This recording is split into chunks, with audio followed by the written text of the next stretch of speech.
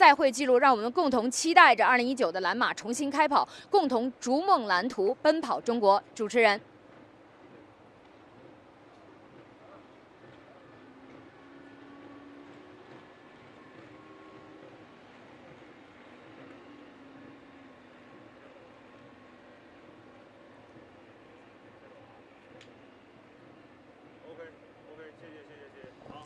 你刚才给我这个手势的时候是啥意思？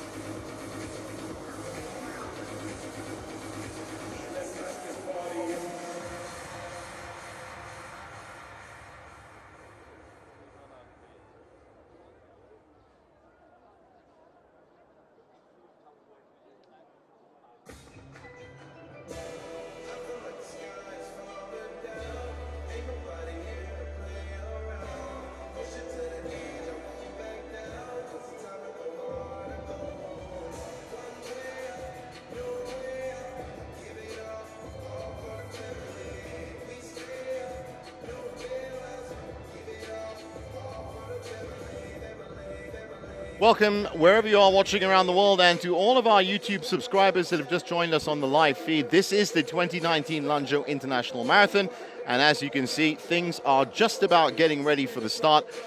That's just over 8 minutes away now, so stay with us on this stream for the 2019 Lanzhou International Marathon. As I said, coming up in just about 8 minutes.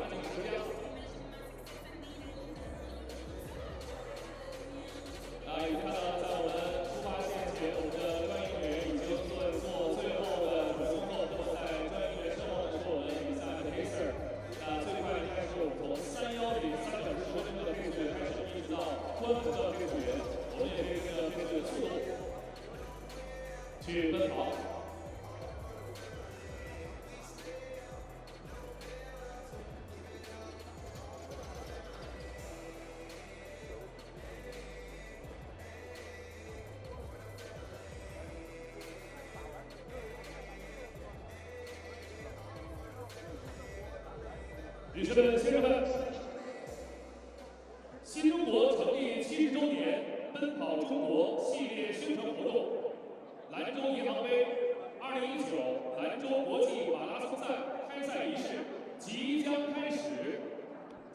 请出席开赛仪式的领导和嘉宾步入主舞台。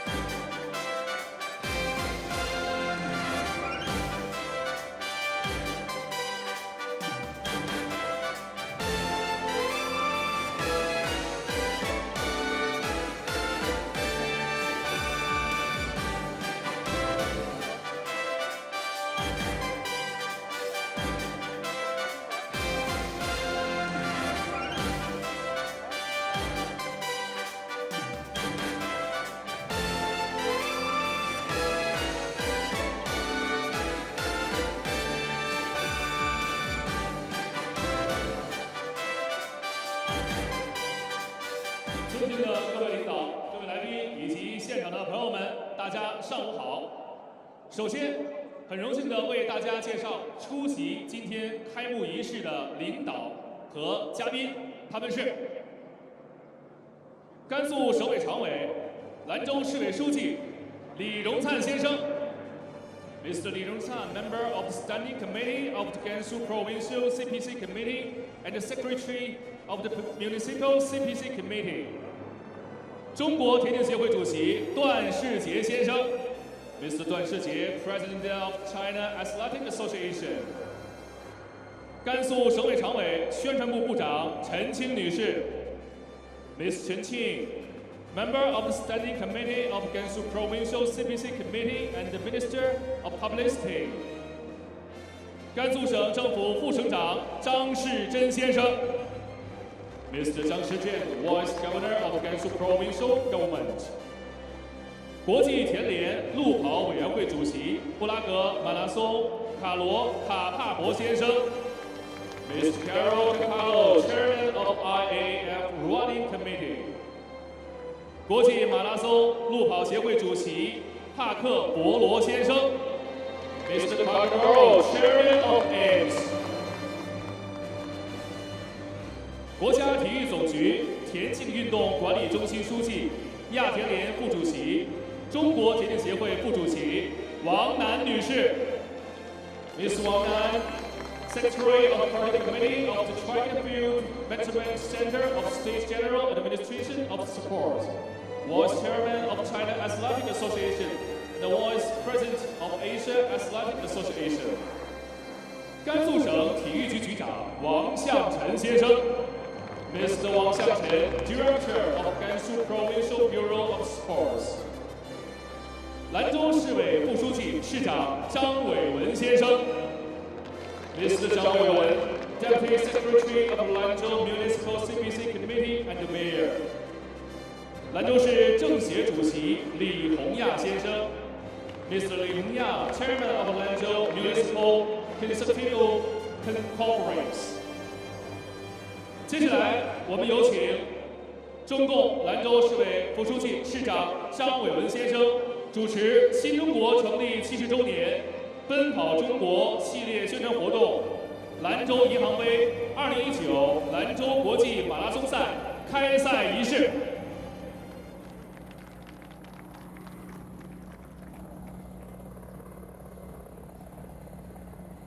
尊敬的各位领导、各位来宾、全体运动员、裁判员及工作人员、女士们、先生们 ，Distinguished leaders, guests, athletics, referees, staff, and friends.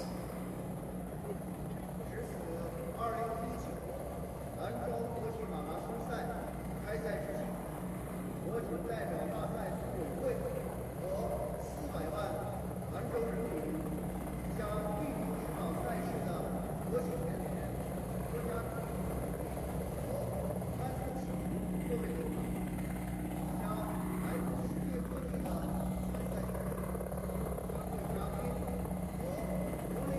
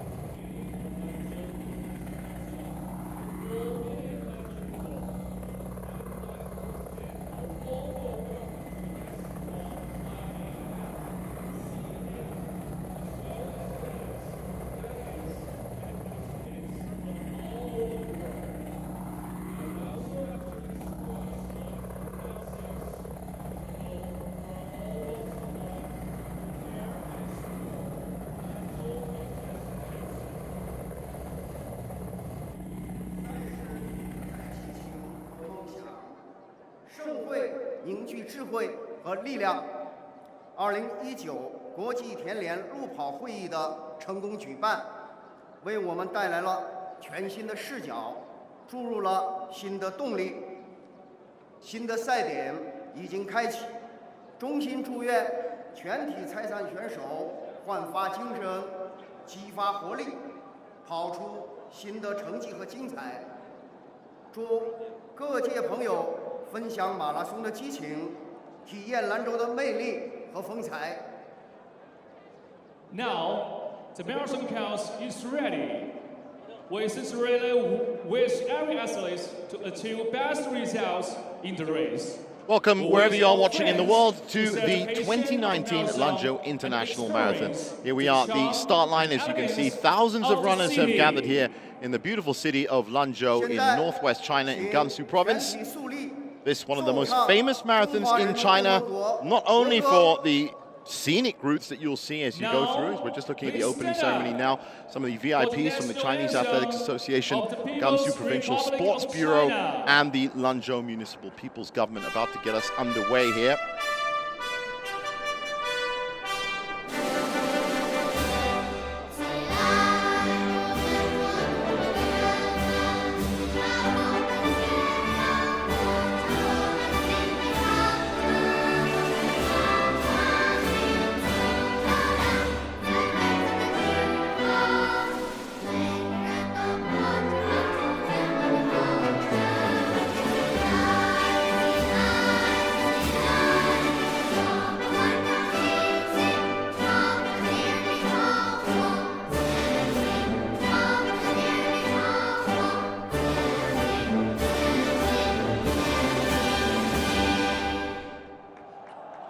The Chinese national anthem proudly played here at the start line of the 2019 Lanzhou International Marathon. As you can expect, we have a great field of elite runners that are taking part this year, and they've all been training. This, as I said, one of the biggest marathons in China. There are plenty of marathons in China, but have a look at that city. It's a unique place, Lanzhou City. As you can see the mountains in the north. There's actually mountains in the south as well, and that river there, probably the most famous river in China. That's the Yellow River itself. And this being one of the oldest cities on the Yellow River, well, there's a rich history, I can tell you that. And we'll be looking into some of that history as these runners go past on the course today. We'll be having a look at the course, of course, later on. Once again, welcome wherever you are watching around the world. Plenty of people watching right now. And we are 1 minute away from the start. There are the elites. And what's really interesting, as we get a shot of the huge army of runners behind them, is that there's about 8 of those elites that actually have already run personal bests quicker than the course record here in Lanzhou. That's around 2:10, and some of those guys in there, men and women, actually have been close to pushing that record. We'll get to that information, of course, as we progress with the race. Right now, we can soak in some of the sights from the start line. My name is Jeevan Selvanathan. I'll be taking you through everything this morning. Bright and early start, just gone past 7:30 in the morning here in China. Not the earliest start for a marathon, of course. Some of the marathons around the world, the Dubai Marathon, of course, are starting much, much earlier. But that's usually because of the climate. Now, Lanzhou's climate is unique in itself, in that we are here on a sub-plateau that's some 1,000 meters above sea level. That makes it a very challenging prospect for the runners, and there are the start guns. And the 2019 Lanzhou International Marathon is a go. That clock has started ticking, and look at the sprightly pace from everyone. I'm thinking that's going to change. Just getting back to that climate issue, well, 1,000 meters above sea level puts it at roughly the same altitude as the likes of Denver and Colorado. And that is very high indeed, of course. When you think of the physical effects on the body of running 42.1 kilometers, now that's at sea level. Well, yeah, just take out a lot of the oxygen in the air, make it a lot thinner, and of course the humidity is the other massive factor, because the humidity in these parts can reach down to 20%. And what this means is, of course, your body starts changing its heat exchange system, and you might not be jumping around like that for very much longer. But a lot of the runners that do take part in the Lanzhou International Marathon see this marathon as its own separate challenge. Yes, you might get personal best. Yes, you might get close to the course record. But the time that you run up here in the clouds almost will really define to yourself the physical shape you're in, and of course, how you can then use that on the classic distance and some of the other marathons around China.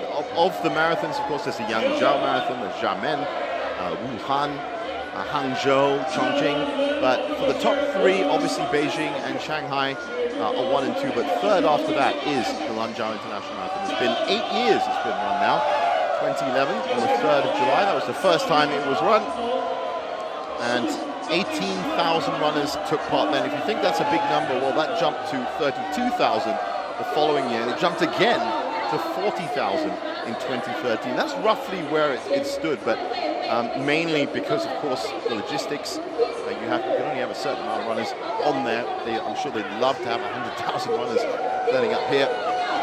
But what's more important, I think, is the fact that it really has ingrained itself, not just in the city culture, but also marathon culture as well. Great shot from the heli. Heli will be tracking that army of runners as they start moving across the course. All sorts taking part today. No special wheelchair category. You can find that in some of the other marathons around, but the roads here are very good, very wide, good tarmac, good surface. So with that climate and it being generally flat but at a high altitude, as we look at one of the bridges on the Yellow River, that's the Yantan Yellow River Bridge. That's actually the first turning point for 1 kilometer. Here's the racing group of the elites, and we're expecting to see them pretty close together, actually. All sorts of running clubs, as you'd expect, have come, and it's great to see once again another huge marathon in China with such an amazing turnout. And if you think the runners have turned out well, just wait till you see all of the fans that line the streets, because marathon running in China has actually become a very family-based event. It's a very, it's almost a day out, whether you're running or whether you're not. And for most of these runners out here, they're not going to be looking for personal best, and they're not going to be looking to challenge the elites. Most of the time, their running technique is going to be hampered by holding a phone, I'm sure, and taking a few pictures, but that's what it's about for them. Some of them may have been up, of course, watching the Champions League final that was on last night. Congratulations to Liverpool fans. Let's wonder if we're going to see any Liverpool tops out here today.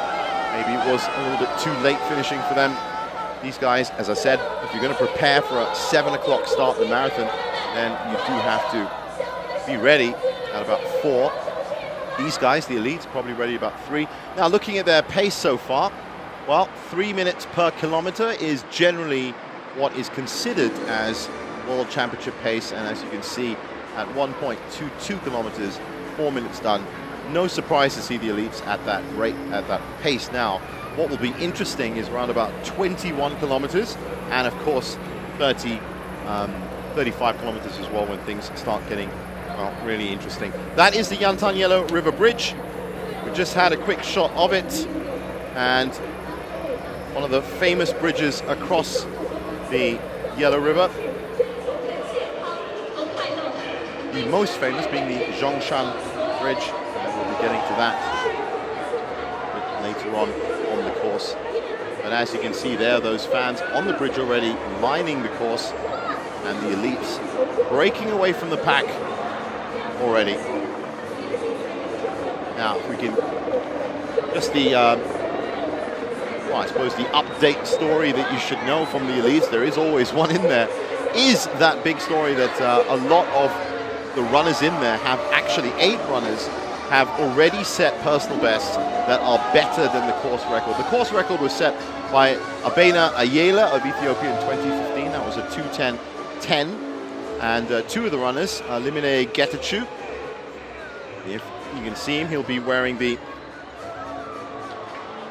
right, the 102, yet number 102, and Benson Suri wearing the 103 bib. There are 2 of the fastest contenders. Well, Getachew set a 2:06.49. That was in Paris in 2014. And Benson Suri from Bahrain, he's 35 years old now, but he has also put in a 2:07.37, and that was set last December in Valencia. Both of those times some 3 minutes clear of the course record. So there is a fear that the course record in both the men's and the women's groups will be attacked today. And of course in the women's field, well, we all know about the name Worknesh Edessa from Ethiopia. She improved her personal best to 2:21 in Dubai earlier this January. That was a very fast race from her, ran a negative split and came out on top. She's 26 years old now, so in the prime of her running career. And also Gutemi Shone, 27, that's another title contender. She has won the Ottawa and Seoul marathons. And immediately, as I said, that is Limine Getachew up at the front in the white bib. And just behind him, well, you should be seeing Benson Suri somewhere in that racing group. In fact, that might even be him out on the left. But that's the man in the white and orange, or white top and orange shorts, red trainers, footwear I should say. Looking at some of those other numbers in there. Just quickly as we look at the Yellow River, this, a lot of people say it's the most important river in China, but there are a lot of others, of course, the Yangtze River as well. The Yellow River, well, look at the confluence on it, look at the power of it, and it was really, it has fed this region since almost 81 BC. Lanzhou is that old, literally. It has ancient culture steeped absolutely everywhere, all stemming from this river. Before the bridges turned up, before hydroelectric power, it was water wheels that actually powered from that powerful confluence, and there are some 250 of them. Here is the men's leading group. That looks like Andrew Ben Kimutai, who it's good to see again. I have had the honor of watching the Xiamen Marathon, the Wuhan Marathon, and the Suzhou Marathon this year, and Andrew Ben Kimutai definitely put in a very good performance.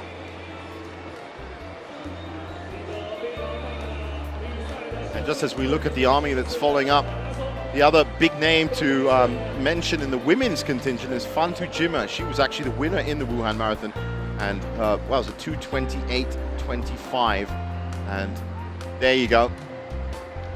Looking at that, it is in fact Justice Kipchoge Kimutai, so it's not Andrew Ben in the 111, but Benson, Kiplagat, Limine Getachew, and Bira, the big three names there. But really, you can't count out anybody that has that Ethiopian flag in front of their name. A couple of Kenyans in there as well, Philemon, and this is the women's elite list, all gold runners essentially. Worknesh Edessa, Guteni Shone, and also Japan's Tanaka Momoka. There's Fantu Aticha Jima, and it'll be interesting to see Fantu against Worknesh. Well, hasn't been seen that often.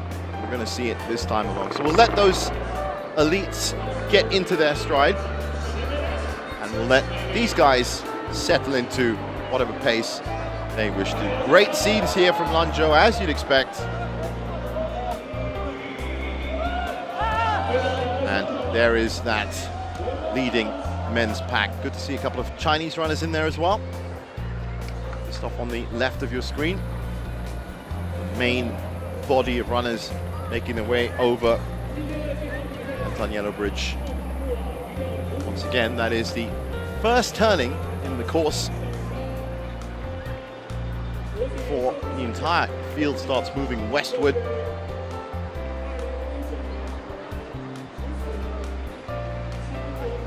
There are 3 runs happening today. In fact, 4 if you count, there's a family run, a health run. Those are the small runs for the average runner, but for the elites, the full marathon and the half marathon, we'll be looking at that course just a bit. Right now, this is still a good pace from the elites, 10 minutes with 3 kilometers done, so just over 3 minutes a kilometer. And that would, if you kept at that pace, keep you at world record level. Of course, the world record still held by Eliud Kipchoge. A fantastic time set in Berlin. Now this is Ho Shubing statue, General Ho Shubing, one of the leading military figures in the history of Lanzhou. Beautiful statue there, and as they come off the bridge you can see the turning, and that will head the entire field left, and heading westward. Now it looks like Nagawa has now made himself out to the front.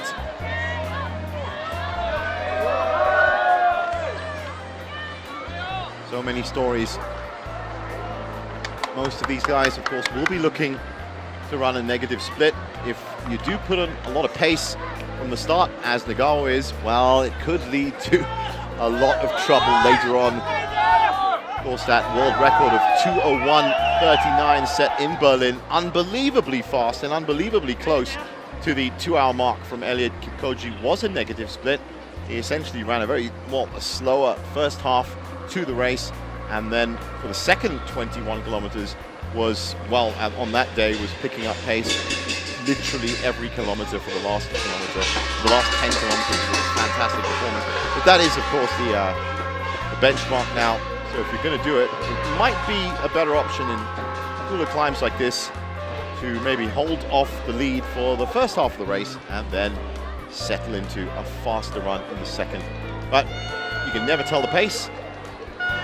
Never tell how much these guys have been training. We've seen runners come in and literally break their personal best by some 3 or 4 minutes. Well, that's a huge running group there. A lot of offices and companies, of course, have set up groups, running groups as well. But it's just a testament to how popular running is these days in China. Some 400 marathons a year. Of that, of course, the top 10, well, you need to get to a certain level, and that's where the Chinese Athletics Association and the IAAF come in, of course. And this Lanzhou marathon, as I said, the 3rd biggest marathon in China, as we look at Asanake Nagawa still leading the men's pack. Well, this marathon, the 3rd in China, is a gold label event across the board. It is not only a gold label race for the Chinese Athletics Association, but it's also an IAAF Gold Label Race. And what that means is that it is fantastically well organized, fantastically well supported. There's a number of nationalities here. Here's the course map for today. All 3 routes, the full half and health run starting at the Gansu International Convention and Exhibition Center there. And all the runners, as we just saw, making that turn over the Yantan Yellow Bridge and then head east past the Lanzhou Sports Park before the famous Zhongshan Iron Bridge. The 5-kilometer health run stops there. The family run also stops at Jingchengbai Road. Then the half and full, as you can see, continue westward along the riverbank. The half marathon then hits back, turns its turning point at the Shilihei Bridge crossing, and then heads east again past all those wonderful sights that we'll be looking at before it ends up at the Gansu Exhibition Center. Meanwhile, the full run will continue westward from kilometer 13 to 24. More sights for them. That is Jinyan Bridge that they're passing. And they will literally get to the edge of the city on the west side before they make their turn back. And then it is down the opposing bank of the Yellow River, past all those famous bridges. And of course, the Mother of Life statue, that's the 30-kilometer mark there. And then it joins that half marathon route. Not quite finishes at the same mark. The half marathon, as you can see, finishes on a different road. The full marathon will come back to the International Convention and Exhibition Center here. Fantastic course for all 3 runs, and over the years it has proved very testing for these runners. We're going to see whether that is the case today. Now, of course, the elites already well underway on that race, 4.61 kilometers, and it looks like we've had a slight change at the front. There's one of those wonderful performances. That looks like a Tai Chi performance going on right now. The Lanzhou Marathon Park. One of the first sites that these guys will be running past. Of course, their focus is going to be on that 30 meters just ahead of them, but it is nice to see walk past. And there's another good shot of those roads, fantastic roads and running surface here in Lanzhou.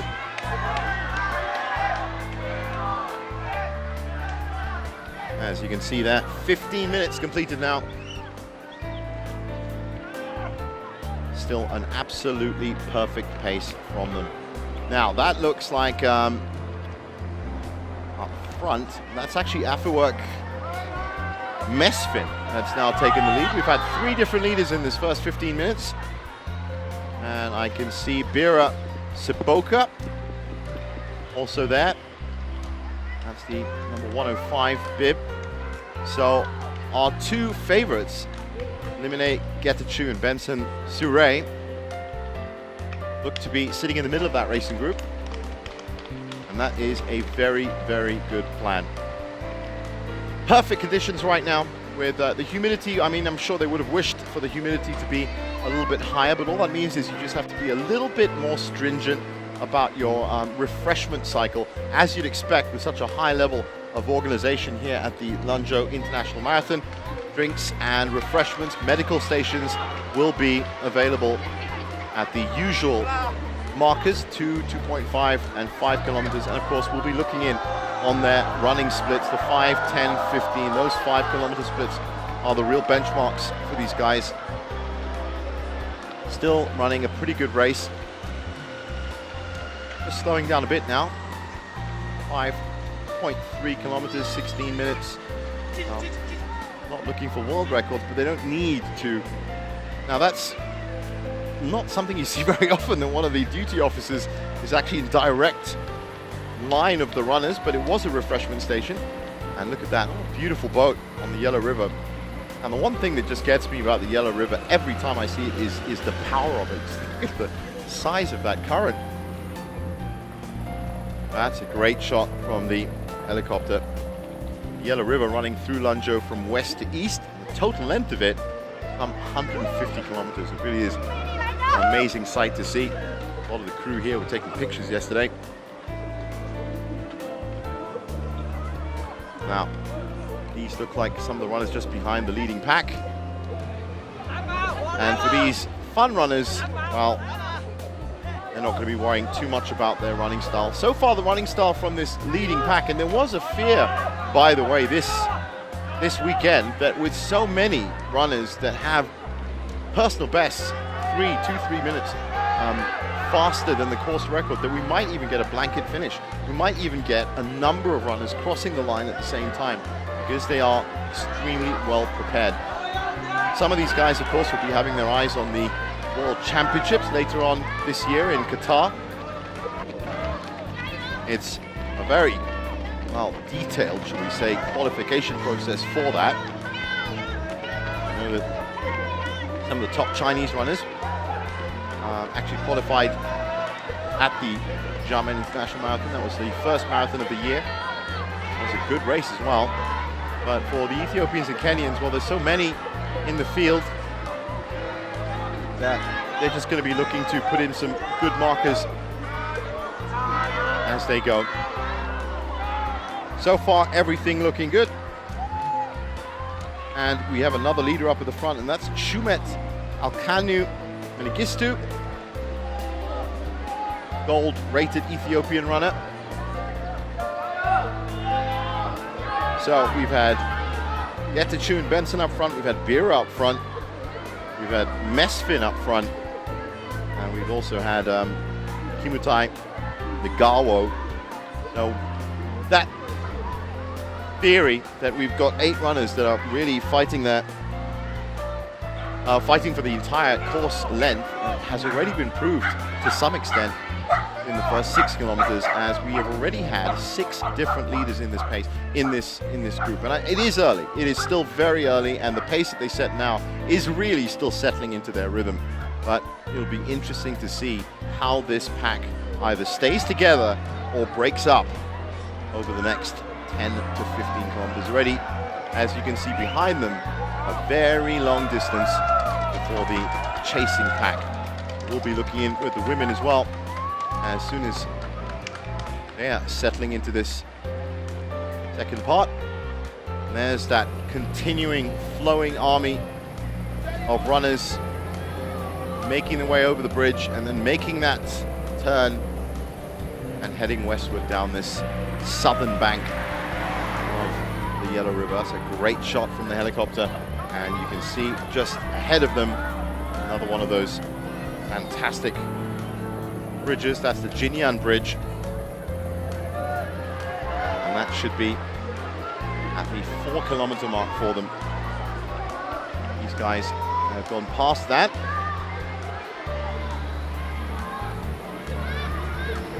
Everybody out this morning. It's been a busy morning in Lanzhou for sure. Jinyan Yellow River Bridge.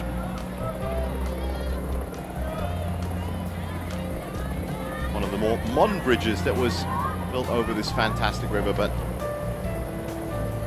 basically all of these bridges together have led to a lot more commercialization and economic power around here as well.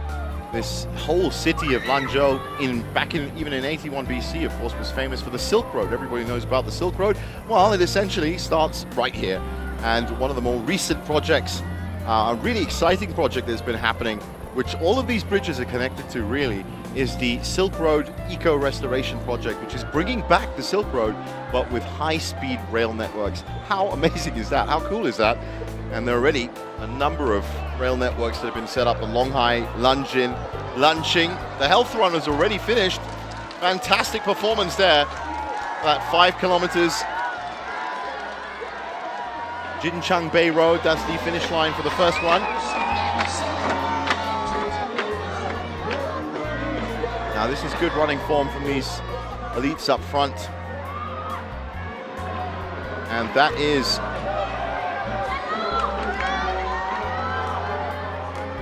Vera Sipoga in the purple top, who's now putting a bit of distance actually. Ethiopian runner with a personal best of 2:07, and that was set in Valencia. Very capable runner. Has a little look around him just to make sure and see what the status of that racing group is. That is the biggest gap that we've seen so far. Now, this is the women's leading group, and as usual, we see them up with some of the faster men's runners.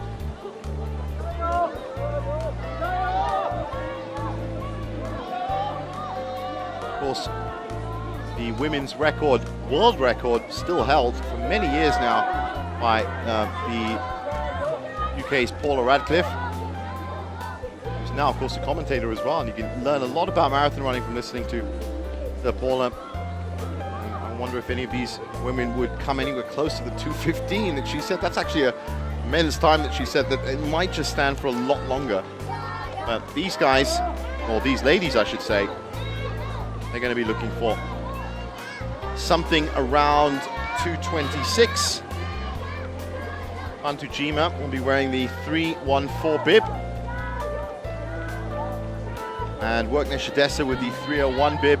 We can't really make out those numbers right now. That looks like Workner Shadessa. Once we get a clearer shot of that women's leading group, we'll be able to let you know. But we can expect them to keep a pretty good pace, just like the men, for at least the first 21 kilometers. And then after that, that's when marathons really start kicking off. Now, as we get past the Jinyan Bridge and we keep going, that's all the other bridges that are on there. Such an important achievement to do that. It is still right now Vera Sipoga Dimbushe, and just behind him, that's said it would be interesting to see how this pack would break up.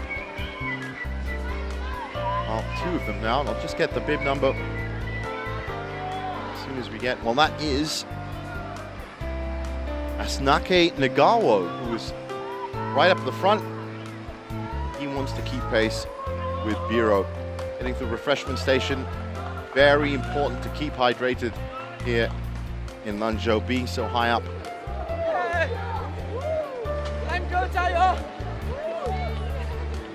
Great shots. And that's another one of the performances, as you can see, just on the side of the track as we look at the front and back of the track. 7.97 coming up to 8 kilometers now, 25, so just over 3 minutes a kilometer now. And that is the water wheel park. I did say earlier about the water wheels that used to power this city in ancient times. Some 250 water wheels in the city. And if you do take a little walk around, you can see all of them. As you can see, they're still moving as well, but really, power is now derived from somewhere else. The water wheels had a very symbolic meaning back in the old days as well because of the circular motion of it. Now here's the split at 5 kilometers. This is what we were looking for.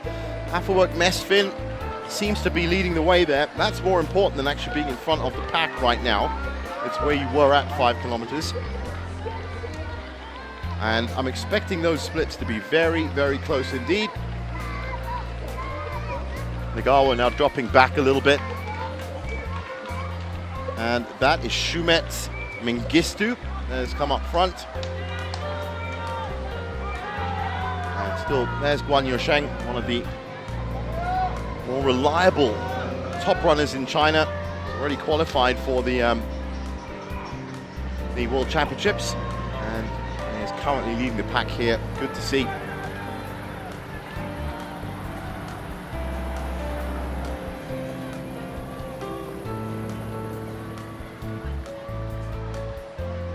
A little bit of a chat there from our two front leaders. So that, definitely enjoying it. Looking at some of the runners behind them, while I can see Mike Mutai on the right. Oh, I'll have to get back to that. Some of the smiles beginning to fade a little bit from the half marathoners and the other runners. And that is, in fact, Mutai on the right of your screen. On the left of your screen, taking up that flank, that's Samuel Mwangi, both of them in the white tops, and right in the middle, that's Dubé Teshomo,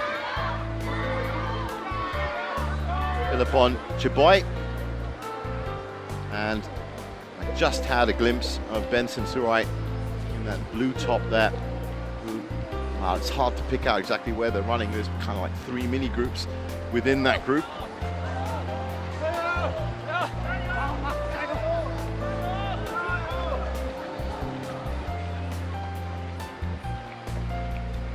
Roads, as you can see, have been closed off,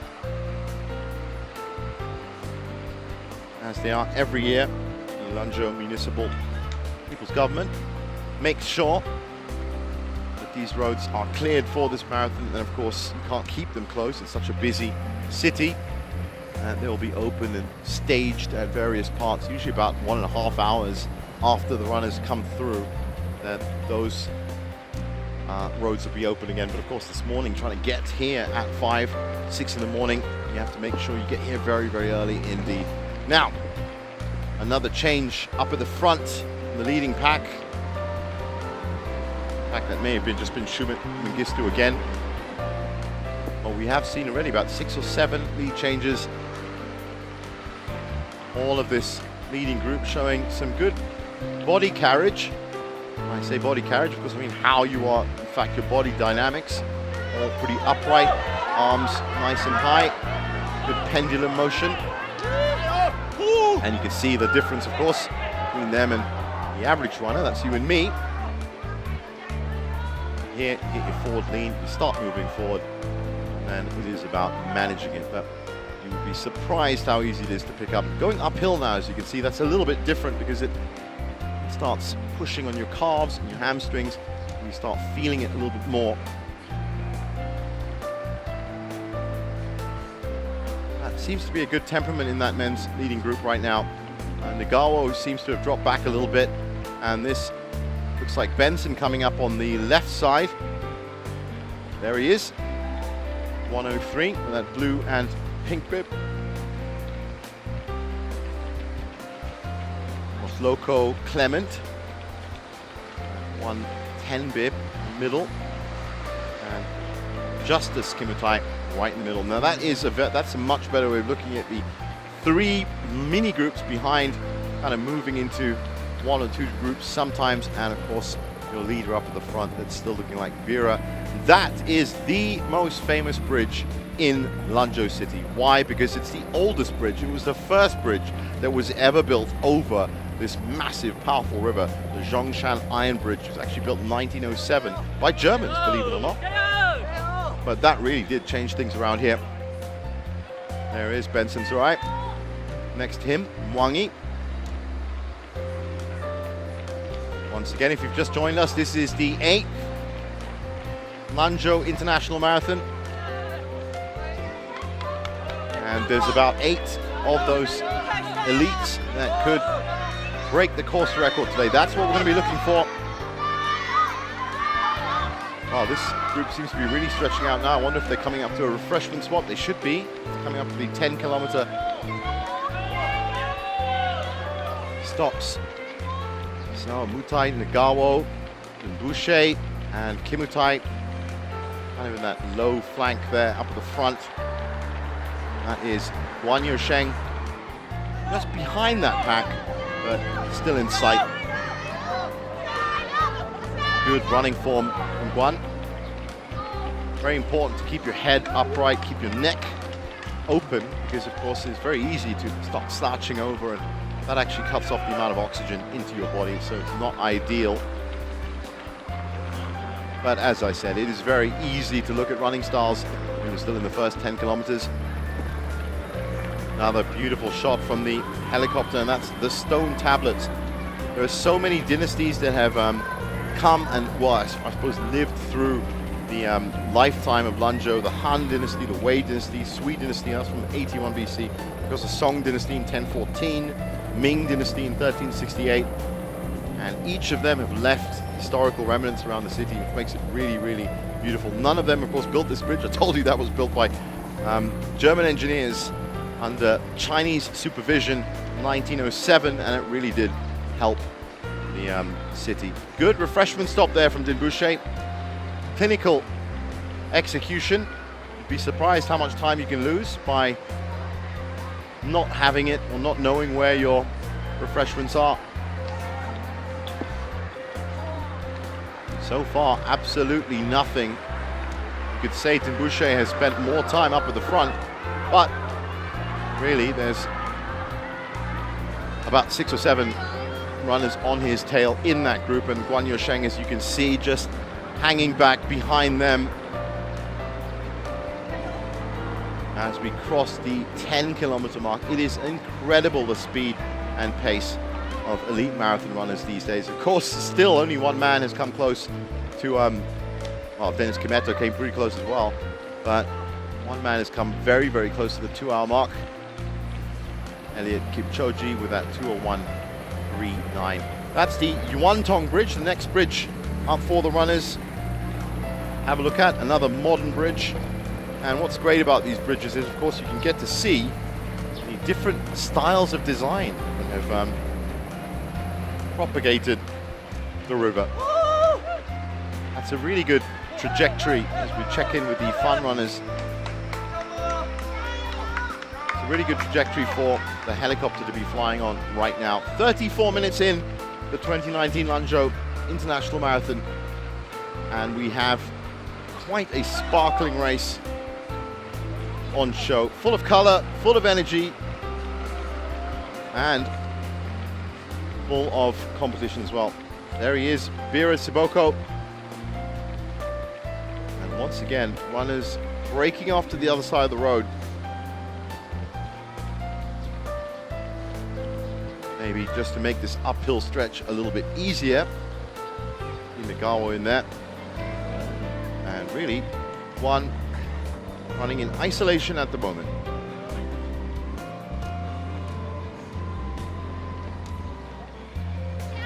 Which is more than we can say for some of these Lanzhou residents. So well supported as a run. And back on the Yellow River with the helicopter now.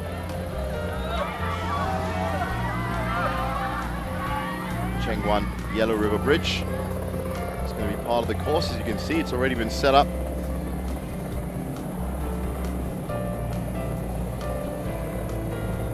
Keep moving through. There are the Zhongshan and Yuantong bridges seen from the opposing side. You can just see there the difference in the two banks. One highly residential and say commercial with the buildings, and the other side, well, a little bit more historical and of course dynamic in terms of its topography.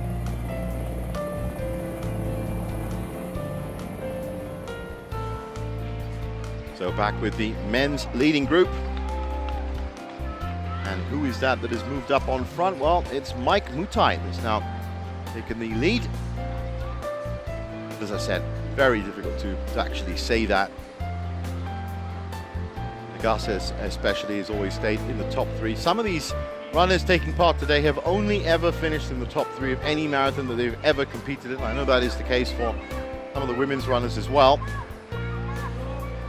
So they won't be too phased right now with where they are in the group. It is a big group though. I count at least 14 runners in that group.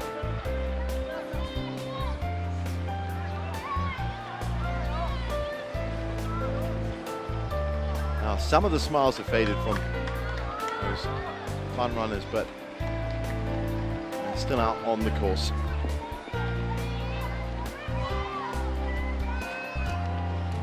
They are. Sometimes, of course, kept up by the sight of a camera. These cameras, of course, broadcasting today all over the world. Such is the prestige of this marathon.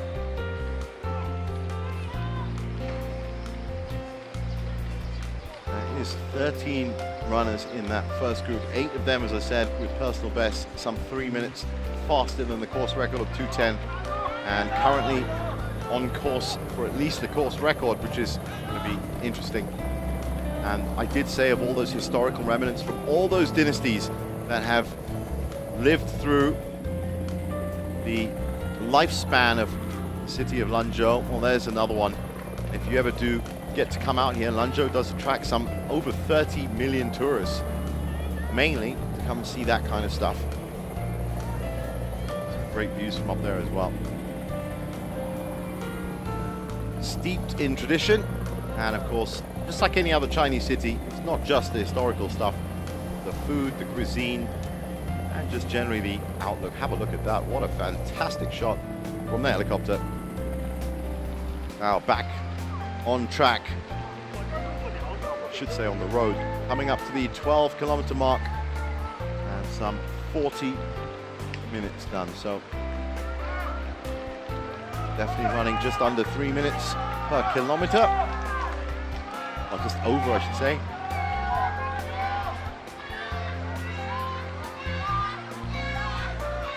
Which is good enough, especially with 12 kilometers down. Mutai, Nagase, Regase, and Nagawa in that line. Wangi on the left, Surai in the middle, and still nothing from Limine Getachew, who I'm assuming is at the back of that pack. We haven't actually seen that 102 bib.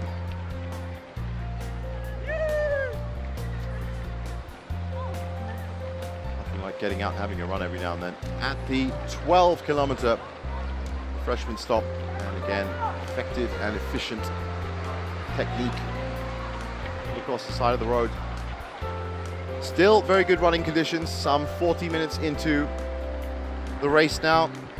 And what's really important is it's very overcast today, quite cloudy around Lanzhou, so they don't have to run in direct sunlight. Once you run in direct sunlight in a marathon, then that heat exchange system, your aerobic engine, well, it kind of goes up a gear because of the direct sun on the skin. So very good conditions for running, not just for the elites, but for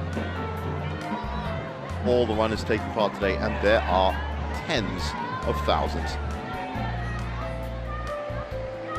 So still Mutai, Nagase, and Regase up front, but no signs yet of this leading pack full of some 13 elites. There they are, breaking up in any ways. You can just see no one really edging out and creating a distinct advantage. All the distances between them now look like they can be made up. How about that? That's the Zhaoji who overpassed the Yellow River Bridge, another one of them. This is a great bridge, and it also forms a central part of the course.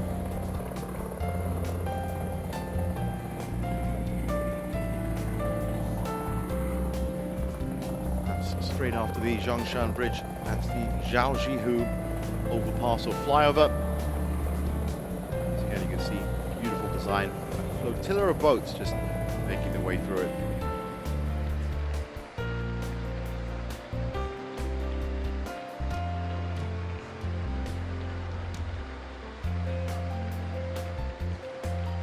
So 12.81 kilometers. That's the split at 5 kilometers that we saw earlier. Bira, well, that should actually be the 10 kilometer split, I'm thinking. Bira Savoca is still on 31.53. That's not bad. But look at that. Just there's literally seconds in it between them. And that's what I was trying to say. The distances between the runners right now in this leading group are just not big enough to not be overtaken at some other part of the race. They're all in with a shout. And by staying at the same pace, it means that none of them have fallen for the temptation of really pushing ahead now, because they realize that around about 21 kilometers. 12月31号的时候，习总书记在新年贺词中提到，我们都要努力奔跑，我们都是追梦人，所以我每次跑全程马拉松都拿着这把扇子，就是努力努力奔跑，然后扬帆追梦。因为我的名字叫张帆，我的网名叫铁兔阿帆。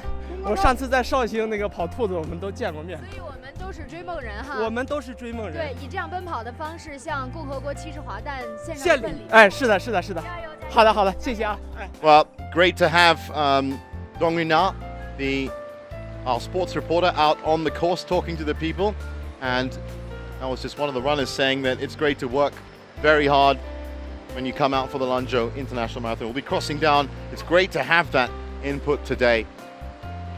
Now back with the men's leading pack, now closing in on 14 kilometers. Unbelievable, the pace still. But you do find that when you have lots of top runners together, that they do act as their own paces. There are no paces here today, because this group is essentially acting as it. As we can see there, well, that's Mwangi that's moved on the inside. Dingbushe, one of our early leaders, has decided to settle back. And then Gassa also.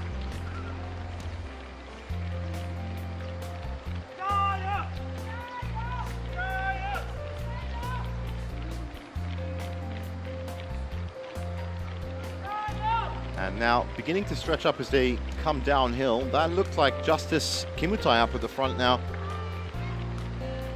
Guys just exchanging the lead.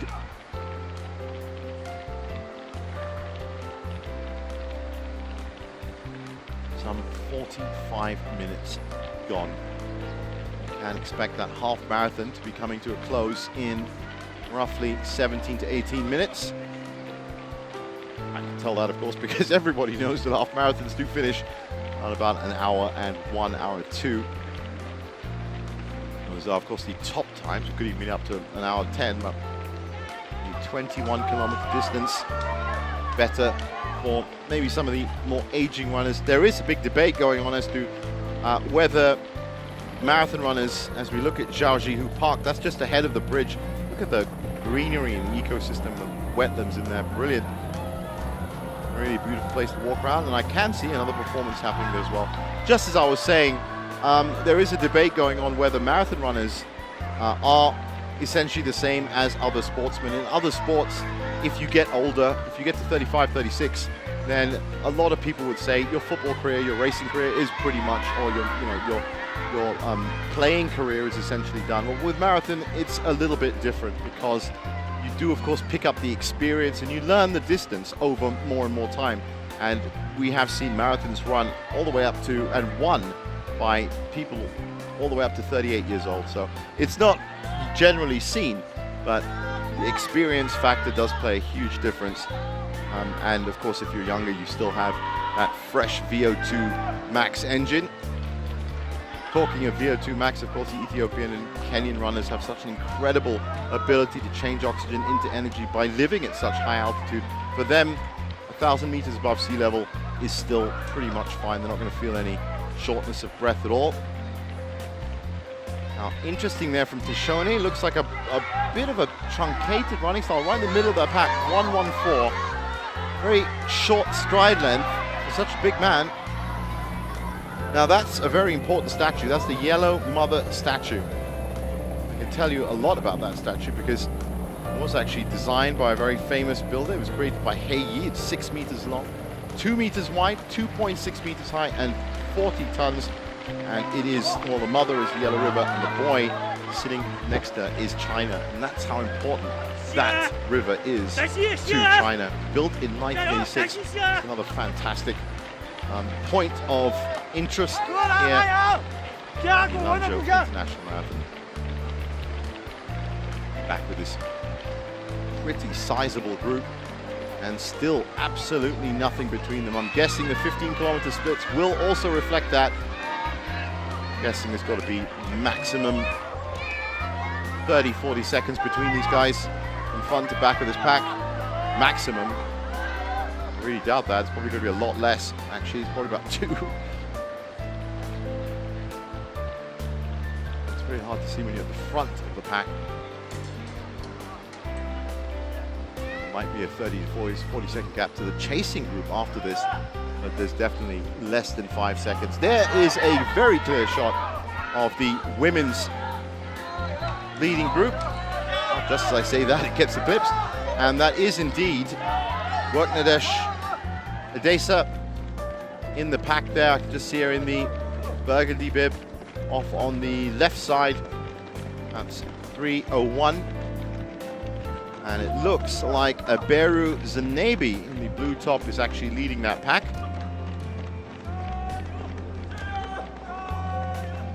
And we're looking for Fantujima. That's also Sifan Demise, the white top. And that looks like Fantujima just behind them, yes, in the second blue top on the second line. And that's the top Chinese runner here, Zhao Anjing.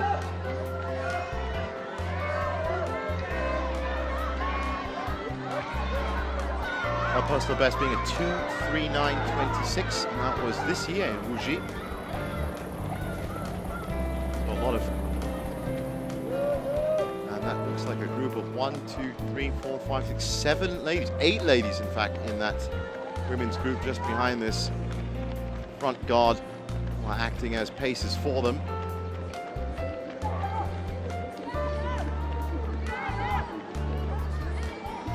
And that's Worknesh Adesa, who put in such a fantastic performance at the Dubai Marathon earlier this year. Quick look at the northern side of the river again. Literally the hills and mountains just start at the riverbank and move up.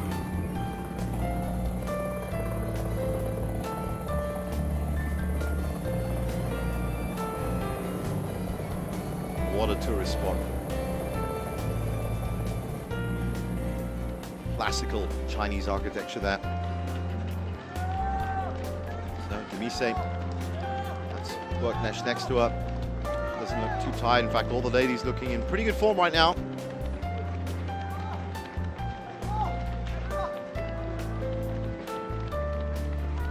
That's Imana.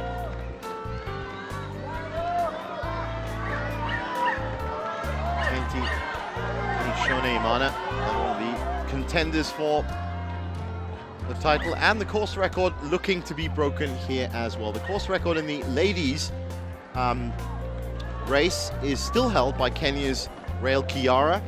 Set that 4 years ago. That's a 2:31.22. And actually Rael was out this week in the press saying she's out injured, she couldn't compete today, but she said it's going to be hard to run faster even in these conditions. Exact words were, I have to warn the pretenders to the throne, it will take more energy from them to equal or break the course record. That's from the current course record holder.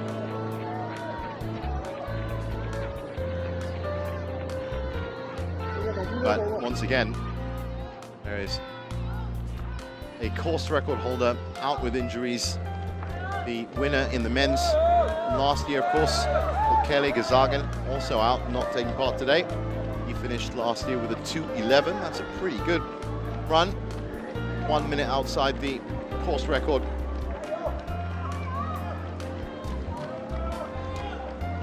That's That's good running form from Demise. Good pivot on the shoulders, steady with the focus and the neck position.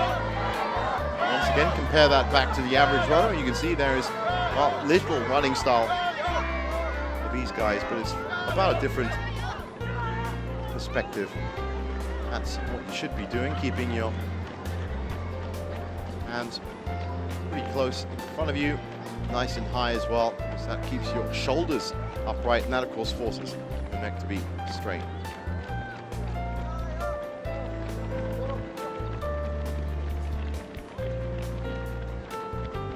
So we have a front men's leading pack of some 13 runners. We have a women's leading pack of some 8 runners at 15 kilometers. That is another beautiful shot of the Yellow River. And once again, you can see the difference in topography on either side of the riverbank.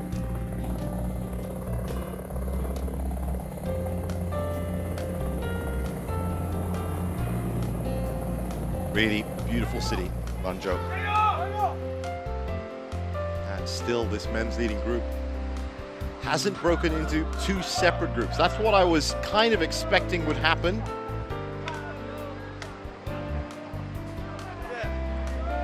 But so far it hasn't. I was expecting at least 3 or 4 of these top guys. Maybe Mutai, Surai, Nagasa, Nagawa, Mwangi, who are of course all in the lead at one point, to maybe move ahead and start their own mini racing group. But credit to the likes of Shone and everybody else behind them, and of course Nimine Getachu's in there as well, because they so wheelchair race now underway.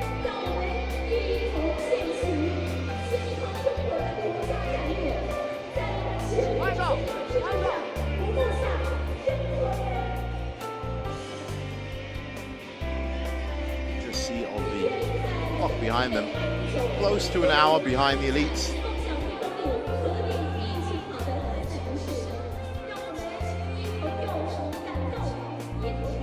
That looks like it might be the last group leaving. There's another Tai Chi / Wushu performance happening along the route. The women spreading out on the road.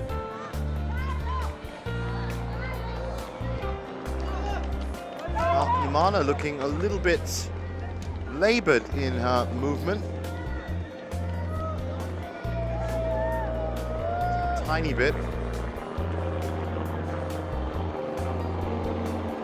I don't know if that is actually just tweaked to her running style, or whether she is feeling a bit of a tingle in the back shoulders perhaps, because the shoulders did look like they were moving a little bit too mechanically and not so fluidly.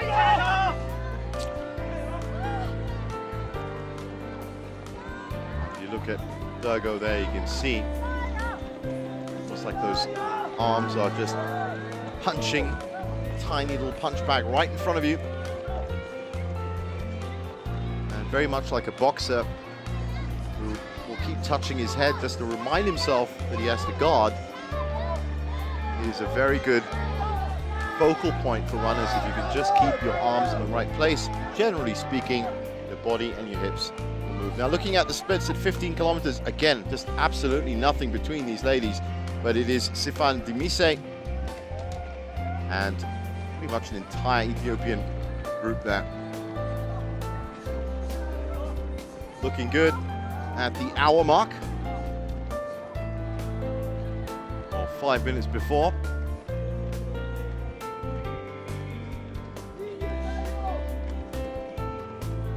And that was pretty effective in terms of hydrating themselves. Look at that, what a great shot. Thousands of people bouncing up and down, running their hearts out today in Lanzhou City. Some may finish, some may not, but that's not the point. The women's group, again, being flanked by these male runners. They're all kind of sticking together behind them now. And it still does look like it's, let me see up front, yes. Actually just behind Zanebi.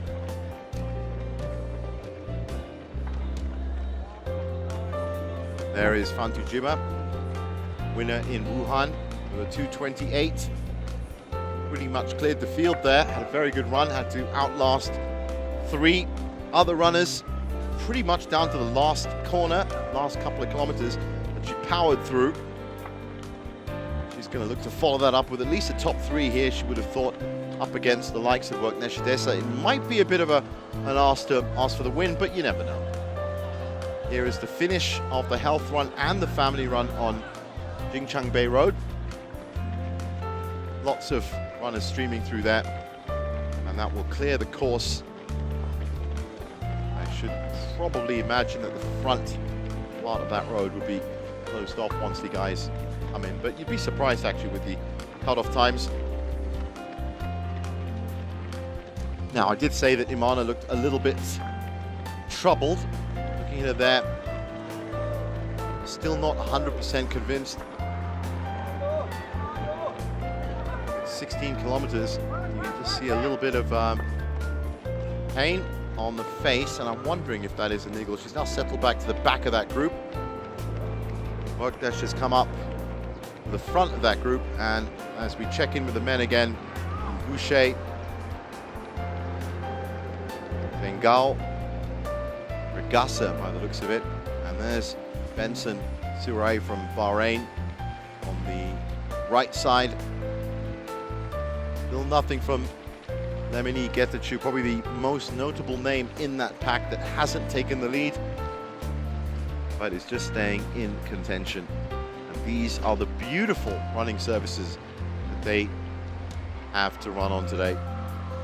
And in fact, every year for the last 8 years. And that's why, as I said earlier in the program, races like Lanzhou International Marathon have been awarded gold label from pretty much all the institutions that need to. In this case, the IAAF itself and the Chinese Athletic Association. There is another level that's coming next year, and Lanzhou will most probably be one of the front runners along with Beijing and Shanghai. It's the platinum level.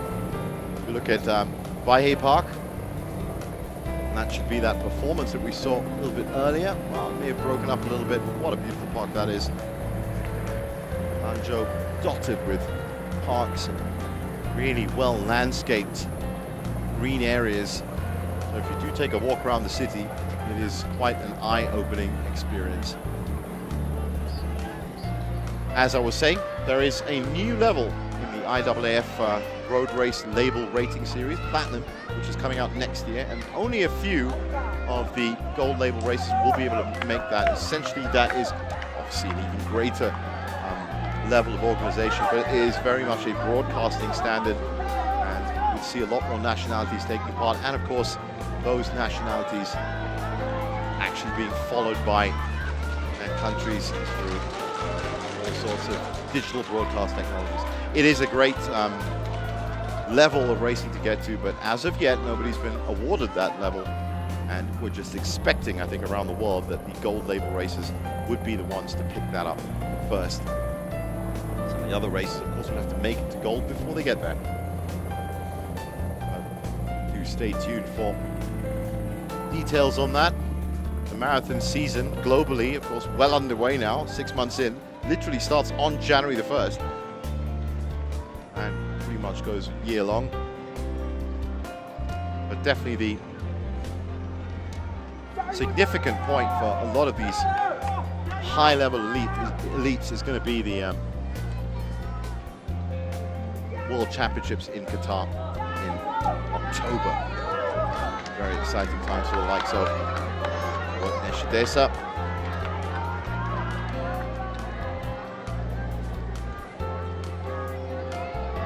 Demise seems to have just sat back a little now. It's actually Fatuma Dergo has now come to the front of that pack. fast, just behind those male runners in the blue bib. Look at that support. Here's the turn point. I'm guessing a lot of these marathoners, that turn point would be a welcome sign around now that the lack of humidity in Lanzhou begins to be felt.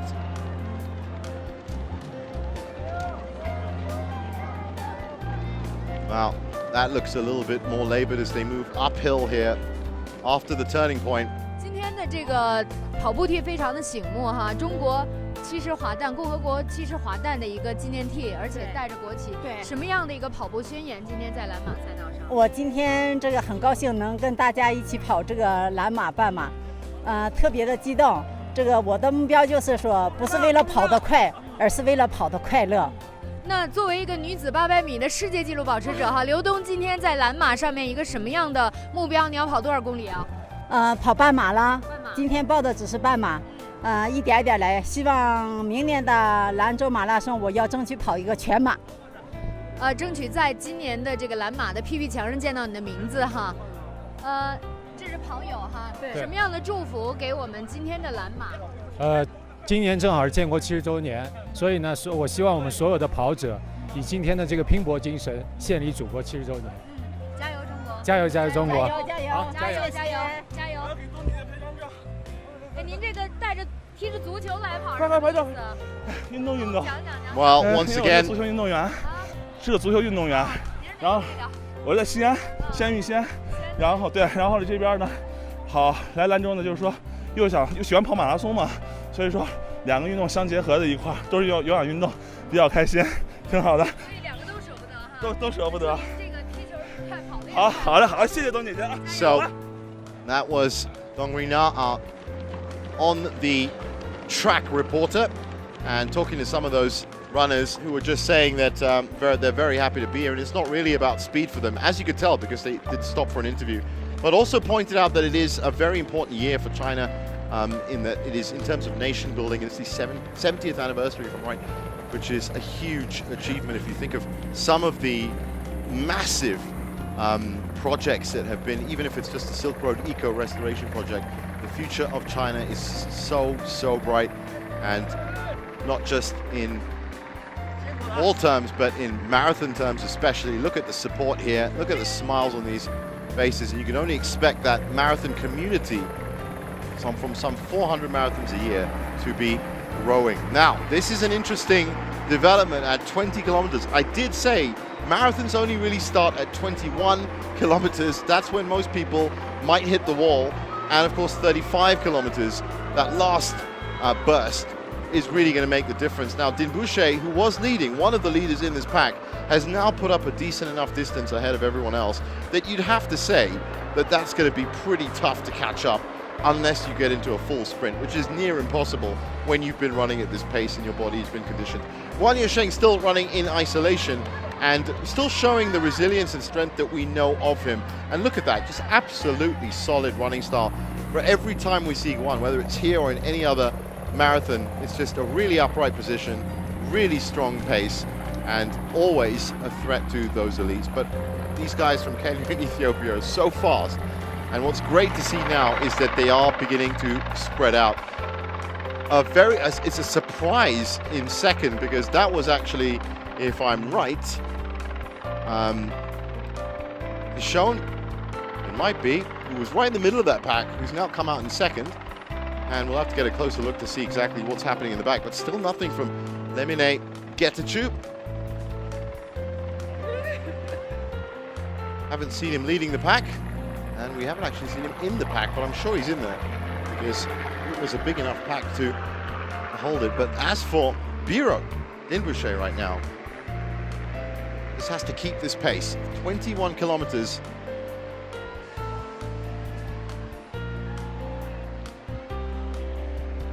So we have the Ethiopian leading, as we probably expected to.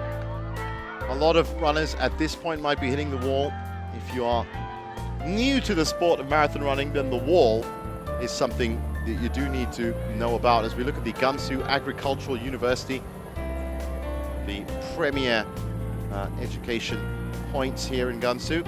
As you can see, also with a great sports complex as well. Sports very highly followed here in Ganzhou province. There was, of course, the football team, Ganzhou Tianma, not anymore, but did very well.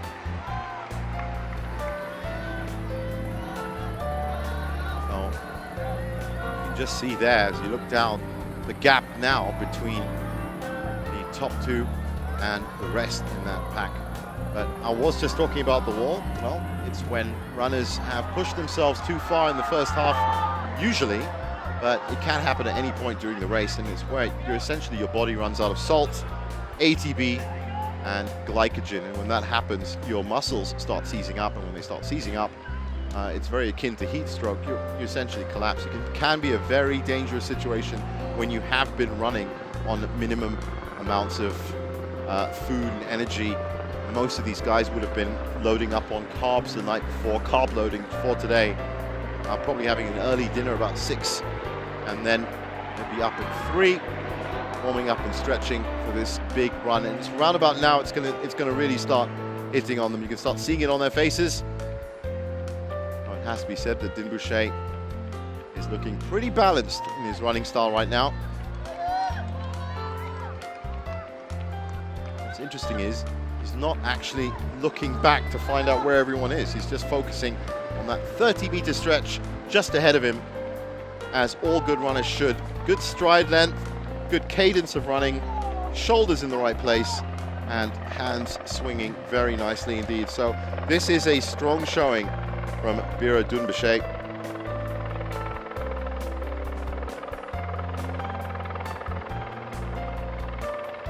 And he's now good, I'd have to say at least 20 now, maybe, yeah, 10 meters. And definitely about 30 meters, if not more. Well, let's look at those splits at 20 kilometers. 1:03.1 for 20 kilometers, not bad at all. That's looking at a 2:07, maybe even a 2:08 if he starts pushing it in the second half. And everybody else now some good 5 seconds behind at least.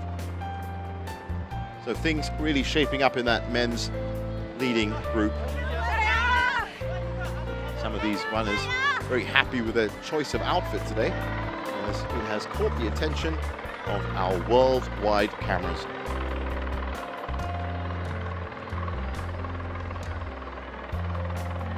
Well, Din Boucher is not just, well, I said he hasn't been looking over his shoulder, but he's not just happy with the gap he's already got in front of that group, and there's some very fast runners in that group.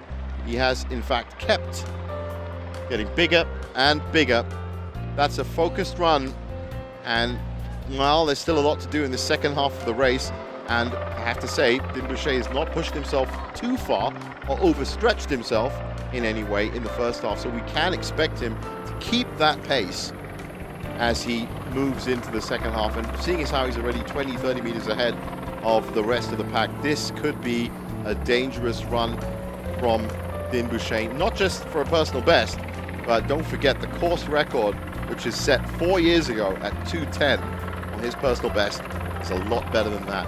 So there were fears that the course record was going to be broken today, both in the men's and the women's, and finally he looks back over his shoulder and he's going to be very happy with what he sees, because just a constant, and just a quick look at his watch just to make sure he's keeping pace, because that's the other thing about running in isolation. If you run in a group, you have paces around you that are generally running at the same pace. If you start running in isolation, it's very easy to fall off the pace, start shortening your stride, and it really becomes a mental, well, the entire marathon is a mental test, but it becomes more of a mental test. This should be the finish of the half marathon as expected at 1:10. Great performance there. You'd think that 21 kilometers isn't a lot, but you should go run it and then you'll see it still needs a lot of body mechanics. That is the Shenan Yellow River Bridge. Another beautifully designed bridge. As I said, each of the bridges on the Yellow River here at Lanzhou have such incredible designs. They're all meant that way to be different. So every time you do cross the river, it does look a little bit different. That's actually one of my personal favorites, the Shenan Bridge. That's probably the furthest thing away from Bira Dinbouche's mind, which is the other part about running in isolation, because it's very easy when you know you're in the front, you're in no by at least 50 meters, to suddenly start bringing in extra information into your mind, and that, of course, before you know it, will start leading to a loss of focus. Dinbouche, don't forget, wasn't expecting to be this far ahead, I can tell you that. With the likes of Lemonade, Getachew, and Benson, and some of the other runners in there, look at them really far back now. He's definitely put in the best run, and as I said, what's great about his run is that he's essentially running a negative split, and he started that, as you can see there from his splits now, 31, 53 for 10, 47 for 15, and 103 for 20, so kept a nice easy pace for the first half of the marathon. In this second half, he's now picking up the pace a bit, and that seems to have caught the rest of the leading pack by surprise. Still smiles on the faces of that army of runners behind this group, but all eyes on this man from Ethiopia. We'll be checking in with the women's group in just a second, and I'm expecting to see Demise and Fantujima up front.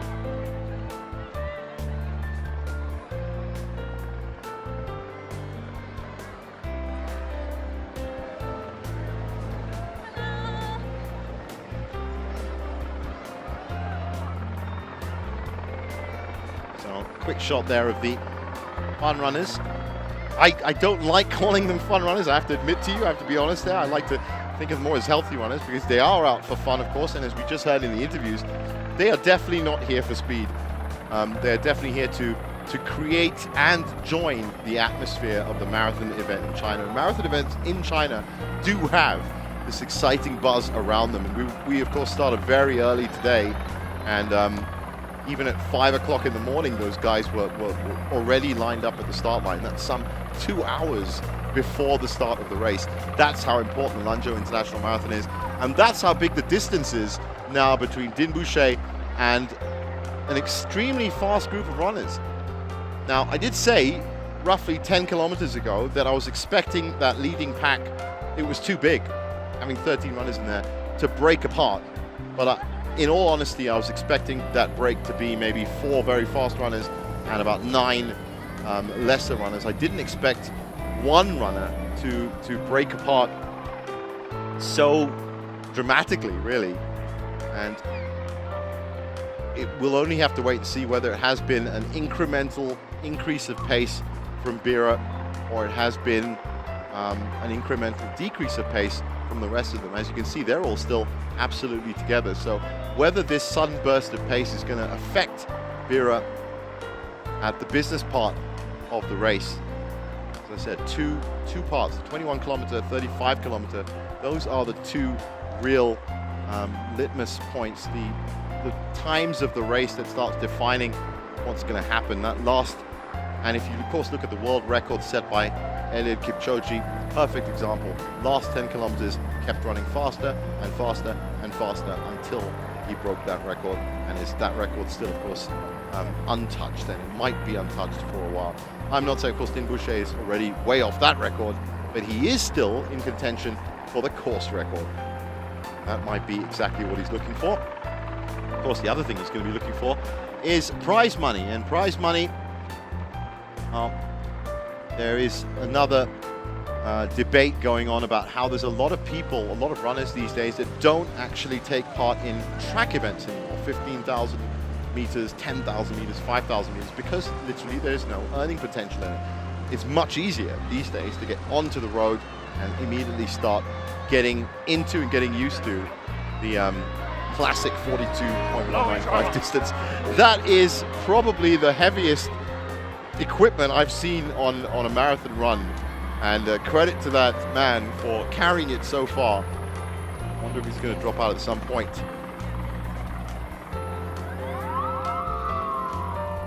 Well, at 1:15, and it looks like going to be a major turning point here.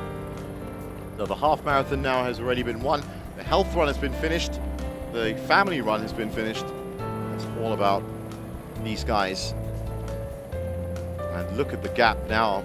Well, Dinbouche has already made the turn. Look at that. I mean, that has to be at least 70 to 80 meters from that height, I would have thought. So he's really pushing on, and that is a beautiful shot, which I'm sure he looks over his shoulder, and now for the first time, he sees absolutely nobody. That's got to be a very good sign for him. The rest of them, well, they seem to be breaking up into two packs as well, with second and third maybe forming their own little running group, and then around the turning point, there's about, well, maybe about another 10 of those. Vera Siboku and Boucher out front here at the 2019 Lanzhou International Marathon, and in some style, I might add.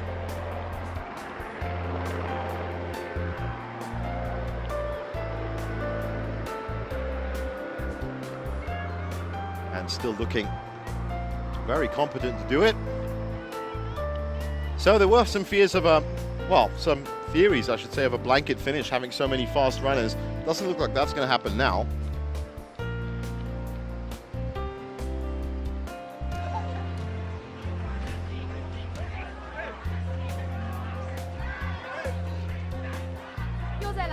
对，因为蓝马我是今年第3年参与了吧，然后这次也是带领咱们那个甘肃省内的这些残友，大概有27、8个人，所以说非常高兴，还有机会再来参与蓝马。今年2019年是我们第一次在赛道上遇见您哈，对，所以这是我们共和国骑士滑蛋的一个这个时代，对，所以要那个今天我特地带着咱们那个红旗，所以对祖国的以奔跑的方式来向祖国祝福。对，那个庆祝咱们那个70周年，非常高兴。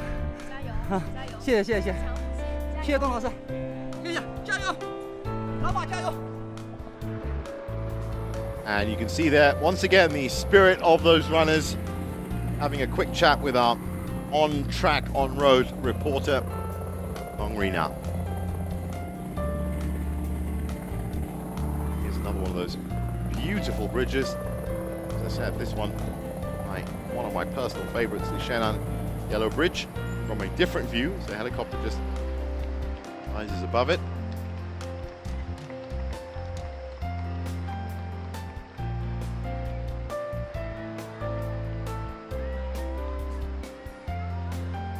Out in isolation at 24.79 kilometers, 1 hour 18. And based on that 20 kilometer split, if he keeps this pace up, could still hit a 2:08 or a 2:09. That's Wang Yusheng, the men's chaser. As Vera looks behind him, he's just made the turn point, so he's just a little bit way behind that leading group. But still rock solid style from Guan Yusheng. Some really great runners in China. Guan Dongguojian is another solid runner.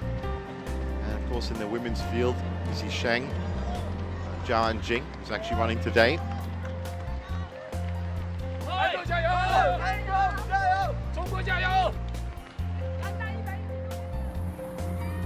A lot of excitement and buzz here. Now running back the other side,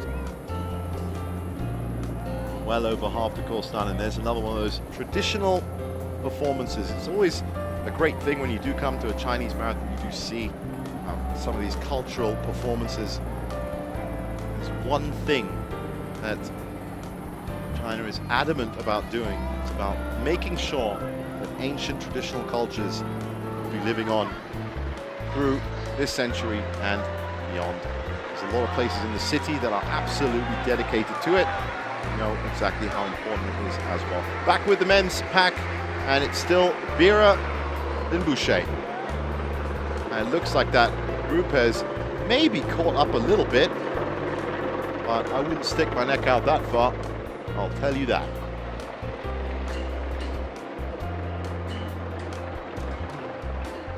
Doesn't have to be so efficient on the refreshment stops anymore because he has such a lead. It really is a case of an insurmountable lead at this stage of the race. If you have been running at that pace, you cannot suddenly break into a sprint as you'd think, because if you did, then that could lead to cramps and stitches and all sorts of really unfortunate problems that will effectively stop your run. So you have to incrementally start getting faster, pushing yourself into that gap. And so far, it doesn't look like that's going to be happening for that chasing pack. That was a great shot just then, as you did actually just see behind that pack how far away Wang Yusheng is. This really is a great performance. There he is. We always see him quite close up, but just on that one shot you can see he's probably about 50 meters back from the chasing group. You can tell he's definitely beginning to feel it now, but still powering through. And that's the added advantage of having a good running style, because when things do get tough, you can rely on that running style to still get you a pretty decent time. A running style that doesn't include waving, of course, or carrying phones. So that's another look back, and it looks like that pack behind Dinbouché has now exploded at 25 kilometers, because it's definitely now looking like a group of about 6 behind Dinbouché, and then after that, by the looks of it, a good 4 or 5 runners that are now, there you go, you can see them, and I think that might be Mwangi is one of them, that are just really losing pace on the pack now, and you can see that their running styles are all getting a little bit more out of control, a little bit more lax compared to our front man and the chasing pack. Well, this is an interesting development. This is a significant development, and once again, it's in that business end of the marathon. From 26 kilometers onwards, I would expect to see that stretch even more, and it'll be interesting to see what that second pack of runners can do, and obviously whether Dinbouché can keep this pace. I wonder if that lead, that looks certainly a lot more closer now than it did.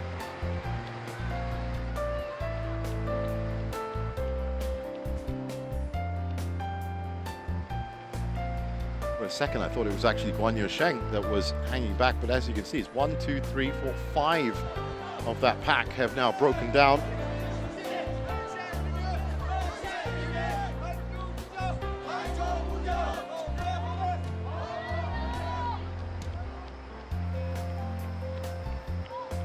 Oh, this is great stuff from Bira.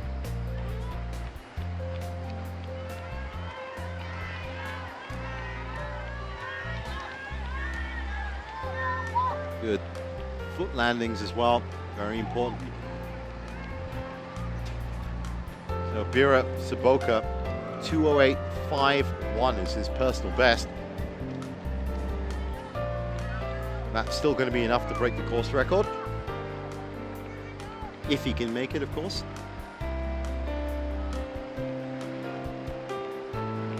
Benson also in a 2:08.08.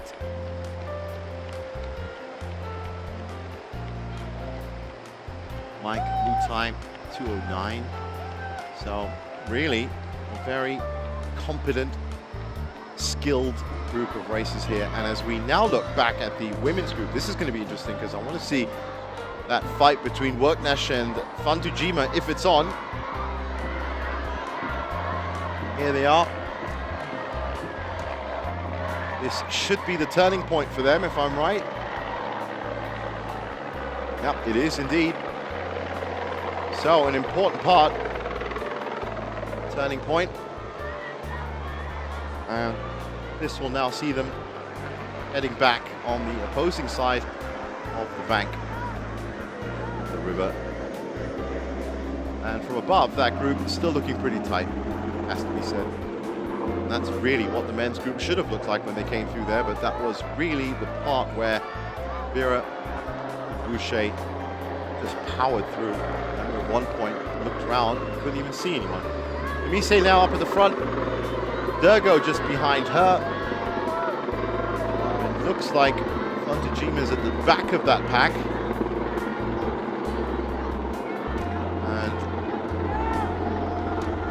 Mariam on the other side. That means that Worknesh should be there in that burgundy top. Yes. So Worknesh just staying off the back of these three front runners. Now, again, Fantujima was in this exact position at the Wuhan Marathon and just waited until the last 5 kilometers, if not to make a move. Fatuma Dergo is credited at the 20-kilometer split. As you can see, Fantujima there is 1.65 seconds. Still not easy to conquer. Anything, any time split or difference is hard to conquer in a marathon, but it's doable. And maybe if it went to about 3 or 4 seconds, 5 seconds, you'd need the runner in front of you to start really experiencing some problems. But if it's 1.65, that could lead to a very tight finish at the end. We've seen some very tight finishes in some of the marathons this year in the women's category, women's full marathon category, I should say.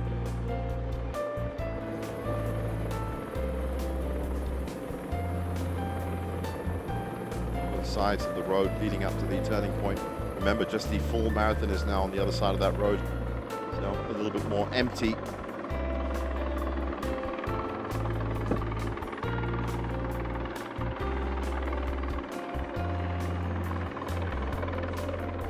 Again, Demise looking very strong actually up at the front. Pretty much the exact same body carriage that we saw 15 kilometers ago. And if you look just next to her at, looks like Worknesh actually, looking a little bit more labored. They're beginning to feel it, for sure. In fact, that was actually Kuteni Shone that's looking a little bit more labored now. That's Zhao Anjing.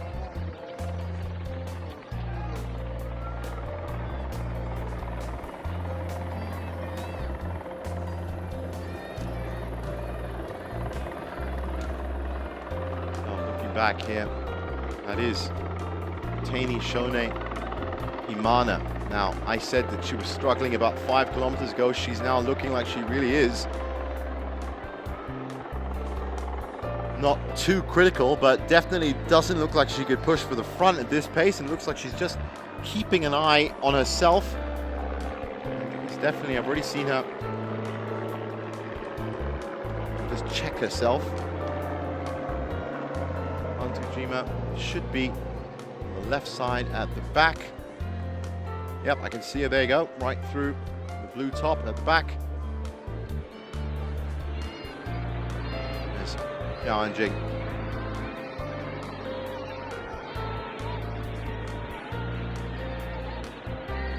So Zhao Anjing and Wan Yusheng really flying the flag for China here today. Now that is going to be a huge difference in terms of feeling for them. Direct sunlight hitting the runners for the first time. Not the easiest of situations up at altitude. You've got very thin air, lack of humidity, and on top of that you've got this direct heat that forces your body into a different cooling system. So definitely even more important now to keep hydrated, get those hydration stops sorted. 1.5 hours into the race.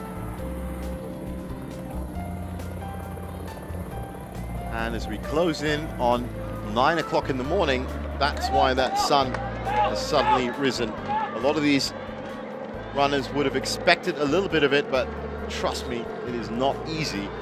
That happens.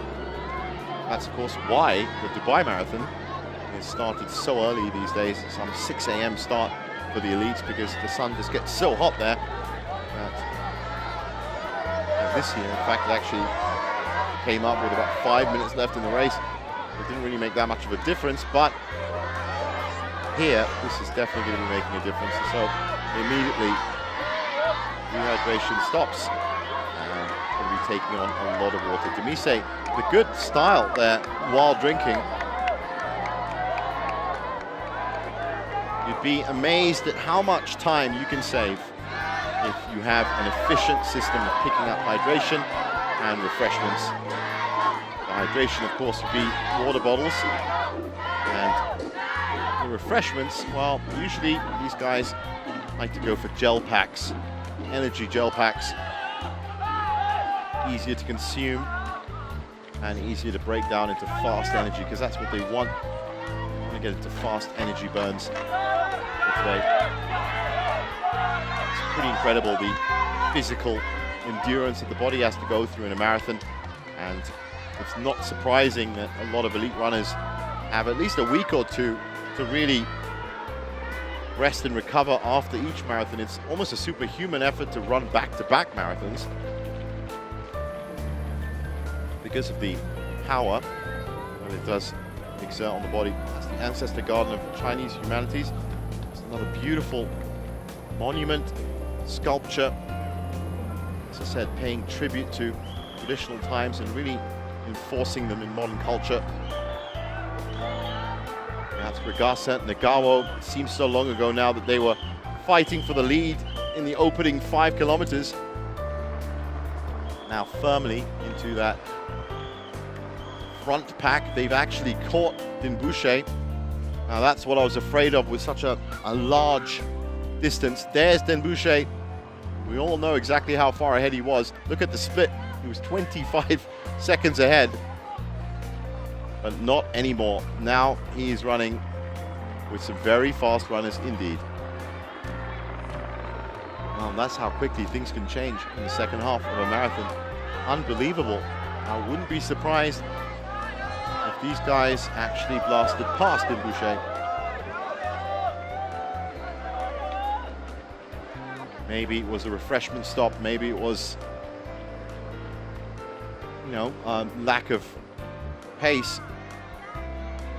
He is now caught up with the pack again. So it was a good run for him to be out front for that long, but just couldn't maintain the pace. It's Guan Yusheng still chasing that men's leading pack. This, another one of those famous bridges over the Yellow River. And as you can see, runners are still getting across Yintan Yellow River Bridge.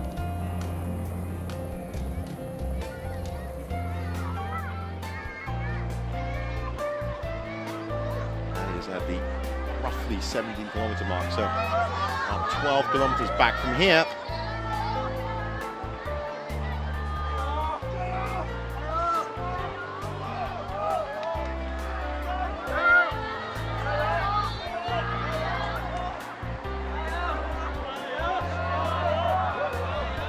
Dinbouche now up with Kimutai. Justice Kimutai, Nagasa, Nagawa also in that group that's just joined him.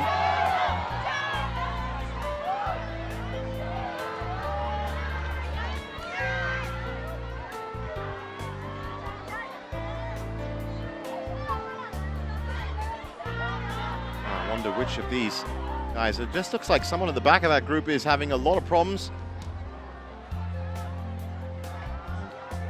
Should be Zelalem Bacha Regasa by the looks of it, or it might be Afterwork Mesfin. Difference as opposed to the bib numbers. I thought it was myself, Zelalem, but just pulled up a little bit on the hip, and now look, you can see the grimace on the face as well. He's definitely not in prime running optimal carriage at the moment. Dinbouche looks behind him again. It's the Lanzhou Wetland Park.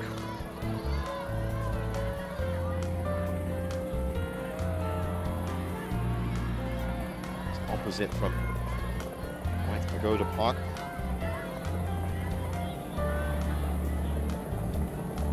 And that is one of the eco centers of the city, and as you can see, lots of greenery. You get a lot of species of birds and general fauna nesting in these grounds, but also some wonderful architecture as well to have a look at. I'm sure some of these runners, maybe tomorrow, the day after, will check it out. Refreshment there from Justice Kimutai. There's Nagawa, Nagasa. Dinbouche just pushing himself to the front again, but I don't know if that massive lead that he had some 4 or 5 kilometers ago was, as I said, due to an incremental increase of speed from him or an incremental decrease of speed from them. Either way, we're going to see the next half an hour, because that is going to dictate how much energy these guys have in that last stretch. 35 kilometers to 42 kilometers, that's when things get really, really tough on the body. It's when you really start to feel it as well. Not just the distance, but also how you have prepared yourself for the day.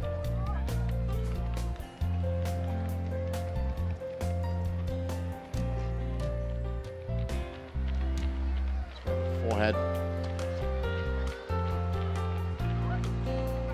Certainly looks now that Afewerk Mesfin at the back of that group is struggling a little bit. 109 bib just behind Regasa, and Kimutai looks like he's actually favoring his left hip, so it might be a hip problem, but you can usually tell if there's a serious problem in terms of muscles from facial expressions and how the body gait changes. Let's hope that he can make it to the end.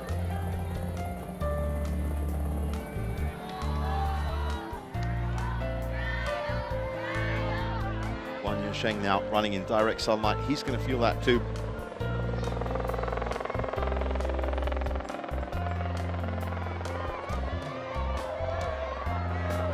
They can feel a little bit lucky that the first half of this race, and maybe a bit more actually, was overcast and under clouds. So at the 30 kilometer split, it's actually Justice Kimutai that's now put up front again, just about less than a second in that first group. And then, as you can see, as you go back, there's Limine Getachew, some 20 seconds off the pace. So he's one of those guys behind now in that single file line. No real impact from Getachew this today. Maybe it was a tough race for him, but we never really saw him at the front of that pack either. And now that he's dropping off, can't really see him getting back into it.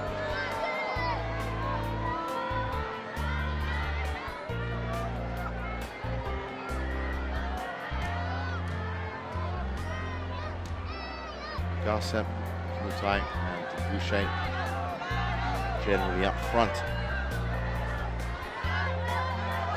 38 on the clock. Sun really beating down now.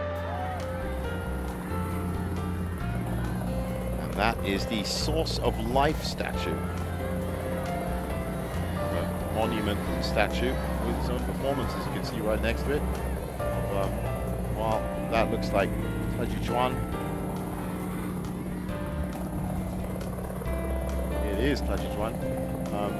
The Source of Life statue, another one, much like the mother and boy statue, really about the essence of the Yellow River in terms of the life that it's brought to this area for thousands of years now. Something that must never be forgotten. And there, still, even at 31 kilometers, the Lanzhou International Marathon fans lining the streets.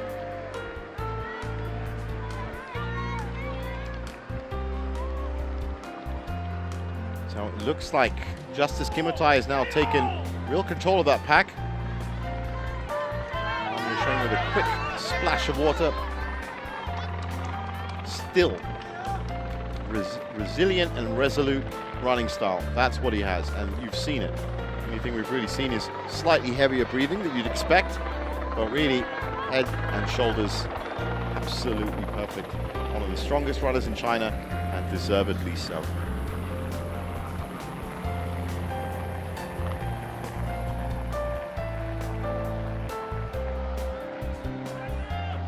Even though he has put in a very solid run, as you can see, these guys have all stayed ahead of him. Still a little bit in shock that Bureau Dinboucher has managed or allowed this second pack to catch up with him. He's now, as you can see, settling into the middle of that pack, so maybe he prefers having paces around him, going for the final burst, which should be coming up soon.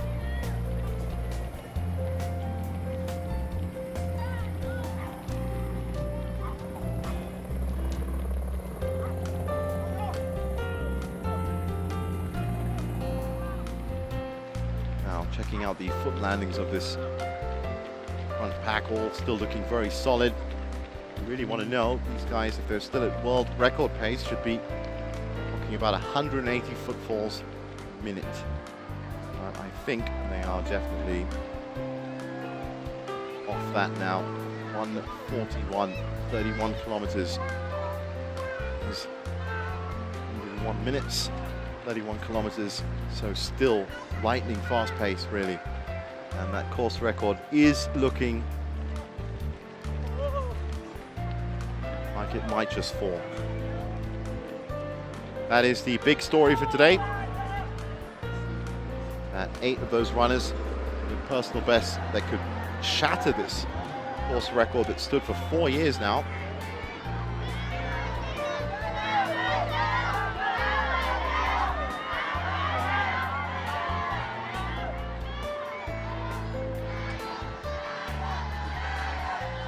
That's Justice Kimotai. So definitely a negative split from him. And a pretty strong one by the looks of it. He's looking very pepped up, very energetic. Checking over his shoulders. This was obviously his strategy because now he's making his move. Dinbouche's moved to the back of that pack. Such a strong leader for a while, and we really did wonder whether that gap could be pulled up, but it was obviously based on the pace from Kimotai and Regassa. Now it was obviously a slowdown from Dinbouche that allowed them back into it. Just too much pace from him. Maybe he thought he could go the whole distance, but it didn't quite happen for him. Yellow River now picking up some of the sunlight, early morning sunlight. And you can just see in the corner of your screen by the timing clock that it is still a little bit overcast in places, but not here. This is direct sunlight that's going to be hitting them at a pretty low angle as well. And they're running into it, so they're going to be feeling that. Nobody would wish to run in direct sunlight.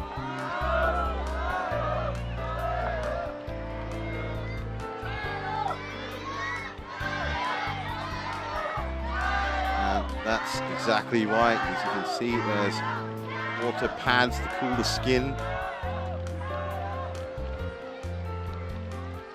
The sun is merciless and can still affect you exactly the same way whether you're standing up or you're moving.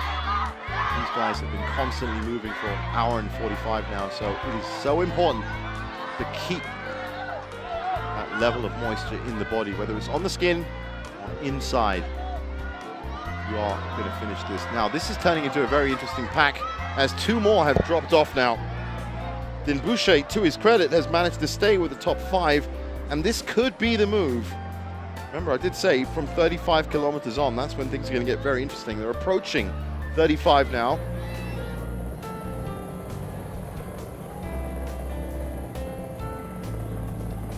And I'm going to guess, based on what we've seen so far, that at 35, we're going to get 3 separate groups on that men's leading pack. It already looked like it was breaking up, so it's not much of a premonition.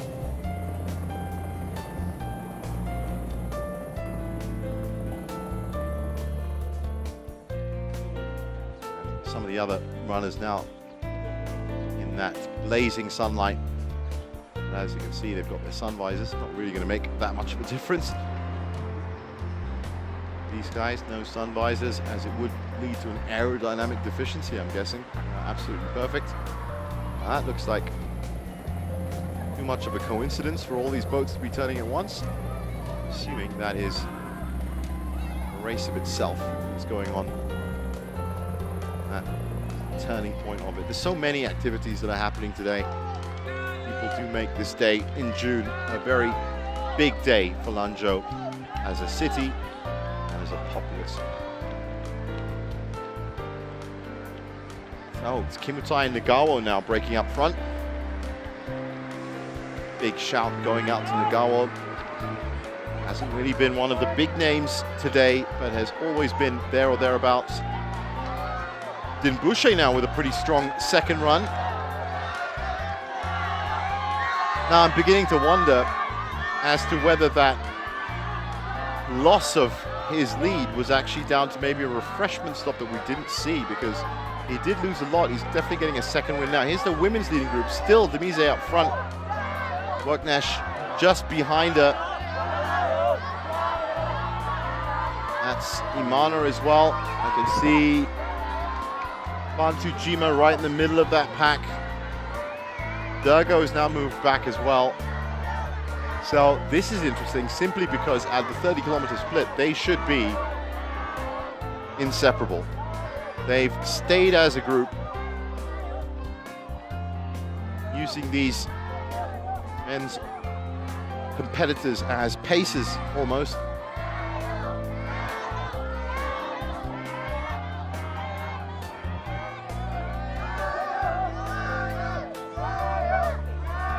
That's Worknesh Odessa now in second behind Demise. Fantujima has moved up into what looks like fourth. That's Jianjing just behind that pack.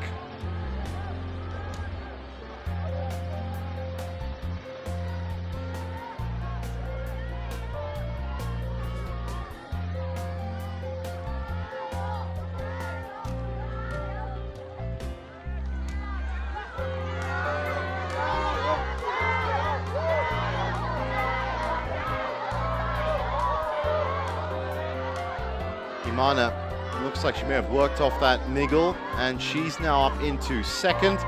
Worknesh just right next to her. Demise up front. That's our top three now, and it looks like they might be separating as well. Fantujima just behind them.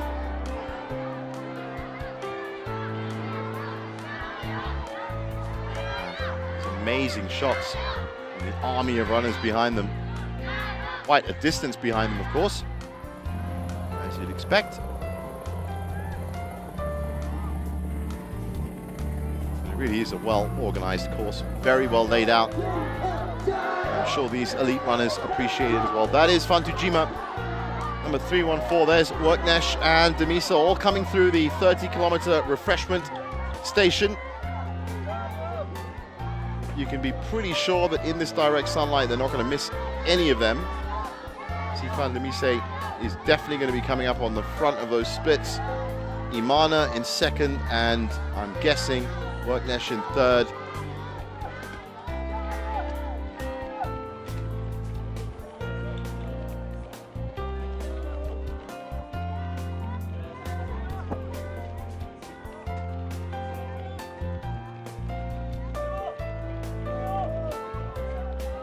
Just behind that, Nebe looking a little bit labored, but still nothing too critical.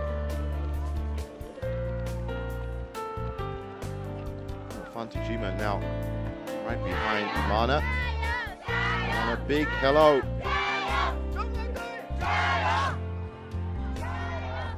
It's not just watching the race, it's actually pushing the runners on as well. So 12 kilometers left now.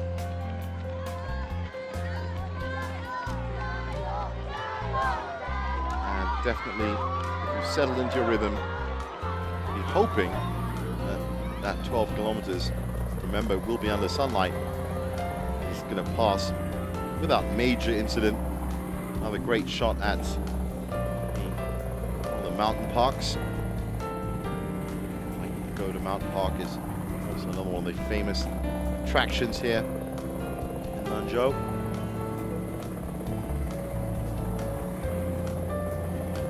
Really is split into those two different areas. Now that is the men's and women's marathon. And as predicted, the top three have moved away, and it is Justice Kumatai with the perfect strategy today. Then Boucher looks like he's now fallen behind, and he now knows what it looks like to be that distance back. And I don't know, even if after the second burst is coming back,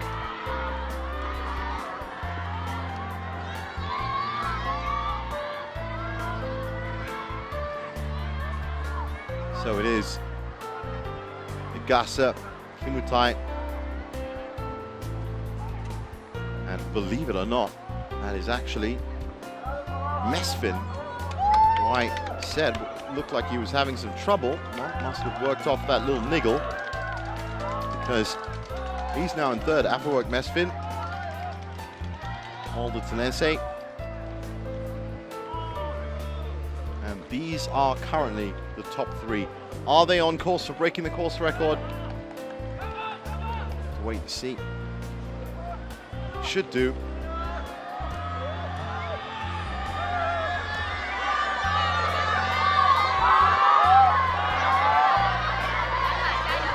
These guys setting their own record on the other side of the street. And they are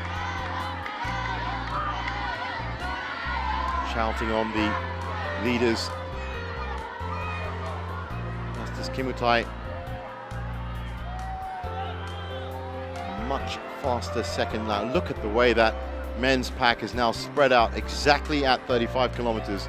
That's what we were expecting, but we had no idea who the 3 would be up at the front. And I think that would probably be a bit surprising to a few. See Justice Kimutai, Nagasa, and Mesfin as the top 3. That means, of course, that Dinbouche has now moved back.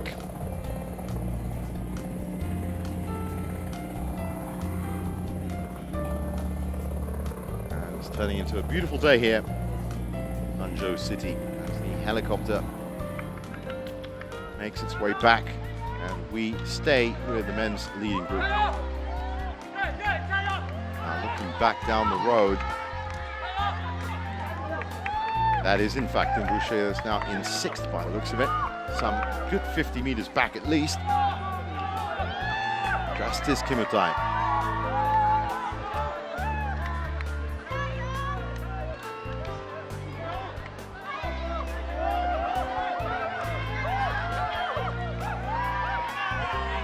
Kenyan, of course, look at those splits there. 31, 47, 103, 119, 134, 150. That's pretty stable pace.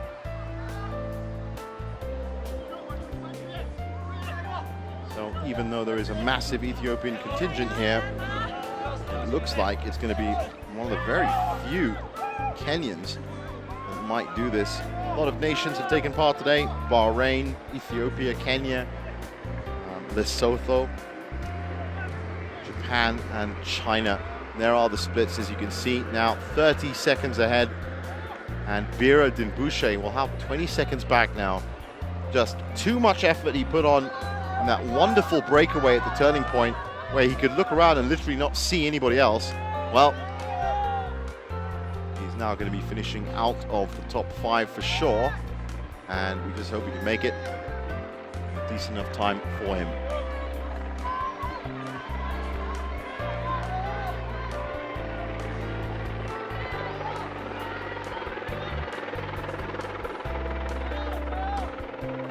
Now, Mesfin seems to have dropped off a little bit. Just trying to make out where those health runners are. So this would be Nagasa with Justice Kimutai, and he's going to know, as you can see Mesfin off on the side of your screen, struggling a bit more. I don't know if he's going to be caught by any of the other runners behind him. That's what happens when you do have a course that loops back on itself. What better thing to do while you're having a run than to actually film the people winning it. That is a massive distance now between them on either side of the road. And of course some you can still see making their way across the bridge as well. Now that's right at the start of the course. 36 kilometers, and it looks like it's going to be a big finish here between these two. Kimutai just trying to put a bit more distance between himself and Nagaso.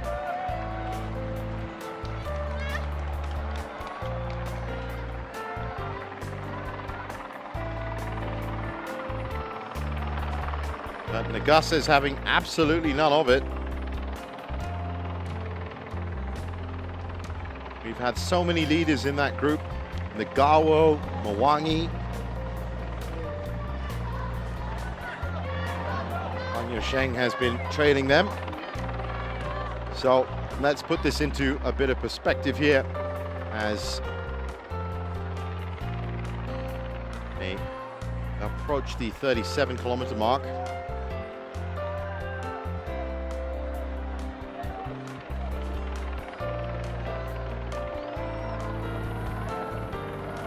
a Kenyan leading an Ethiopian at the front. That's no surprise, I guess. Looking at their personal bests. A 2:09.23 for Nagasa in Barcelona.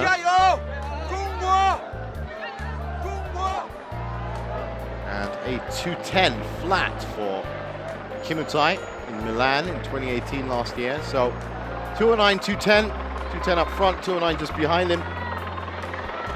Both of those would qualify. 2:10 flat is better than 2:10.31, so just cut the course record. Bit of strain finally beginning to show on Guan Yusheng's face. Still, the body's kind of in automatic run mode, and he's definitely feeling it. That's what I mean about how you can see on the facial expressions when they're very confident at the beginning of the race, and when things start to get a little bit dicey near the end. 36.81 kilometers, that distance still not enough for Justice Kimutai to win this without thought, should we say. Nagasa just behind him. Essentially drafting, of course drafting a little bit different when you're not in a vehicle, but it still does make a difference, especially into a headwind. If you can just stay behind the leader, and that's what he's doing now. It's got absolutely nothing to do with the position of the sun or anything else, but he's keeping exactly behind Kimutai, trying to get whatever advantage he can from the drafting. And it's going to be very slight indeed. Oh, how about that for a beautiful place, the Dragon Park in Lanzhou. Really, I mean, that's, you don't have to say anything. That's such a beautiful fountain structure anyway. If I was running it, I would get distracted by that, I have to say. Beautiful stuff. So many attractions in Lanzhou.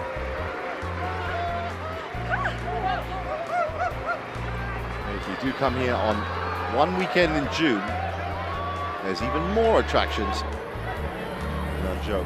And this other side, this opposing side of the Yellow River, has so many attractions to it. That's the second half of Dragon Park. A beautiful dragon statue, again harking back to some of the many dynasties that have set up here. In fact, they didn't really set up here. They essentially were here. Simple as that. The oldest civilizations in the world, and therefore there's some very, very old stories as well. Get to some of the biggest cities around, but up here in North China, and it starts to get a little bit more mountainous, and of course the Gobi Desert not too far away at all either. In fact, a little bit of it actually tipping into Gansu. There's some very special attractions out here. Now this is interesting, as Nagasa is now pulled level, as we look at another wushu performance. Actually looks more like a Tai Chi performance under the dragon statue.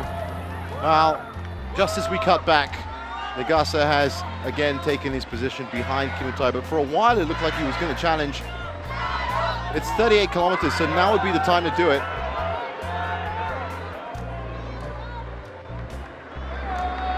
Justice continuously looking over his shoulder, and if he does that too much, that is going to lead to a problem. So I can tell you one thing, Nagasa is not going to be fading at any point soon. So, but a sudden burst there from Kimutai.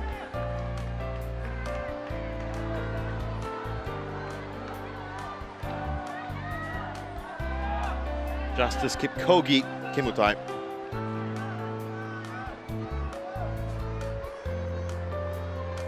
At the start of the race, I did actually think when I saw his name on the runners entry list that was Andrew Ben Kimutai, who's also, as I said, shown up very well. But there is no relation, as I know, between both of them. It's just a common name in Kenya.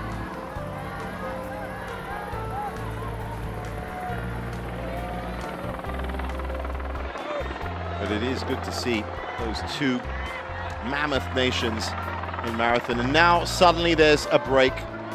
Justice Kimutai looks like he may have actually outlasted that fight. It was a great fight from Nagase, but I think he's willing to fall away for second now. He knows he's well ahead of third.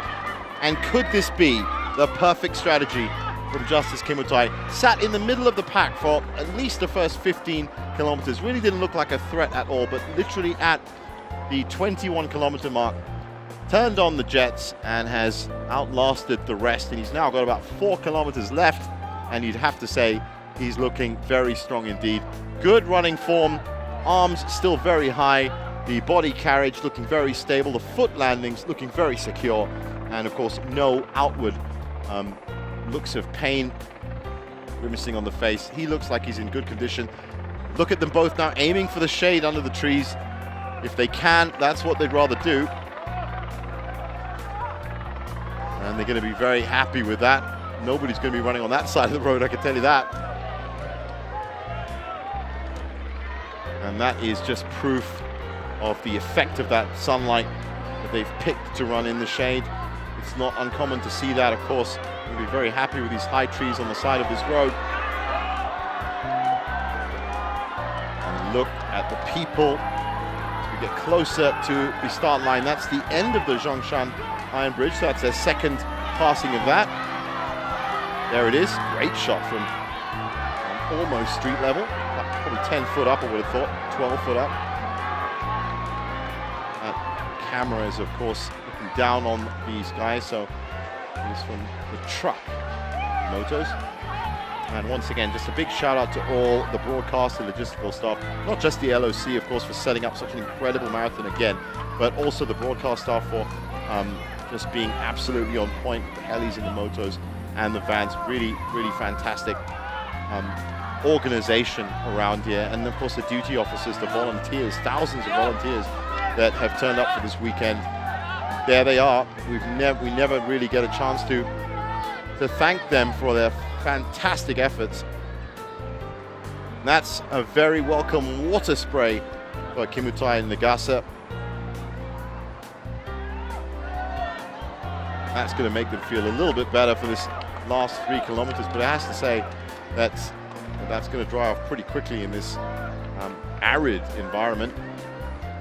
Just behind them you can see one of those motorbikes that's been following these guys right from the start of the race. Coming into the business end now, 3 kilometers left, and it looks like Justice Kimutai is well on his way to what would be a famous win for him.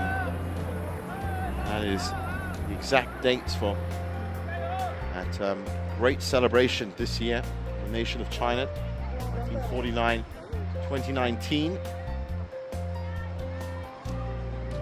Now there's Gizacun Nagase, who's now become the chaser, even though he was just about a kilometer away in the leading pack of 2. That pack, remember, started as a pack of 13. And now we have the attrition down to what should be our leader. I can't see Justice Kimutai making a mistake from here at 40 kilometers after executing such a perfect strategy at all points throughout this marathon. And that's what it was strategy. But it looks like Nagase, his closest rival, is now beginning to drop off the pace.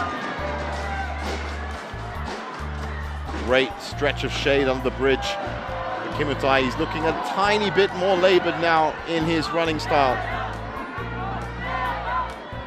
But I don't think it's going to be enough of a drop-off. Again, facing the same situation that Dinbushe had. The only other person to face that situation today. Suddenly running in isolation, not having a pacer, be it a rival or a compatriot around you. And it's such a critical part of the race as well.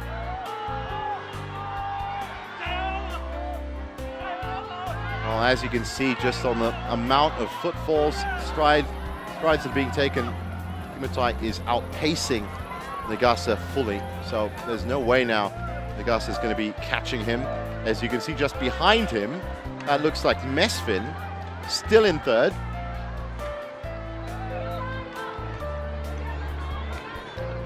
There is, of course, one last split that we're going to look at. It's pretty much a formality now, I would have thought. But the 40-kilometer split should be coming up. Look at that gap between them now. Nagase are a good 60, maybe 70 meters back. There's the 40-kilometer refreshment spot. They're over the timing pad. That was back there. You can just see that timing pad. Have to run over the timing pads with your transponders or else you ain't going to get a split time. It's as simple as that. I might also point out that it's illegal to not run over a timing pad, so probably something you want to make sure you get right. You'd be surprised at things that people can forget when they have been long distance running, whether they should stop for water or not. There's a great deal of confusion in the mind when you put your body through this much pressure.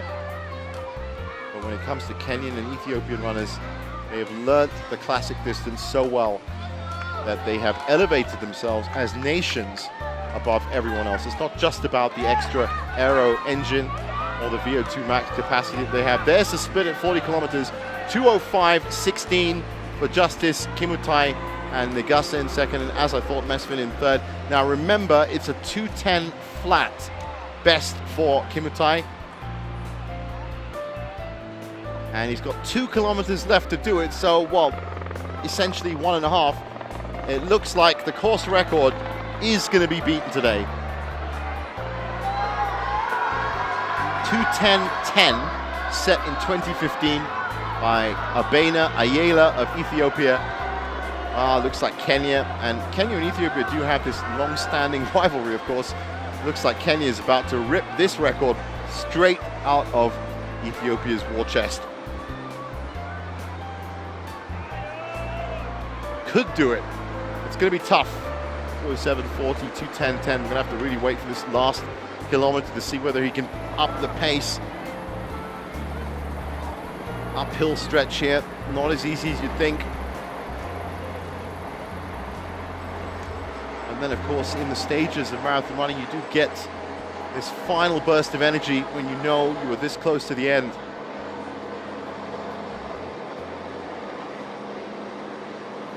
Again, fantastic patience and pace being set by not just the runners, but by the guys filming them as well. Well done. Fantastic effort. There they are. Saw them leaving from my commentary box this morning at roughly 5 o'clock in the morning. So just to get in position at the front of the line, they've had a very big day. So vital to getting shots like this.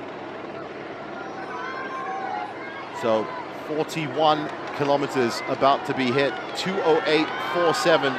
He's going to have to push himself if he's going to make that 2:10.10, because that's going to call for a 2 minute, or less than that even. Last kilometer, I don't think it's going to happen. We might end up with a 2:11 or 2:12. He'll still be happy with that. It won't be his personal best. His personal best is a 2:10 flat.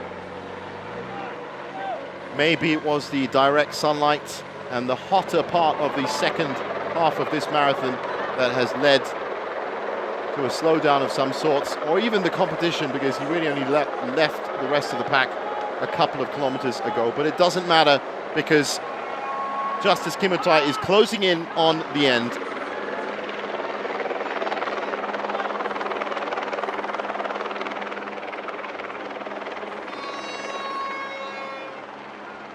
Just a few more paces now.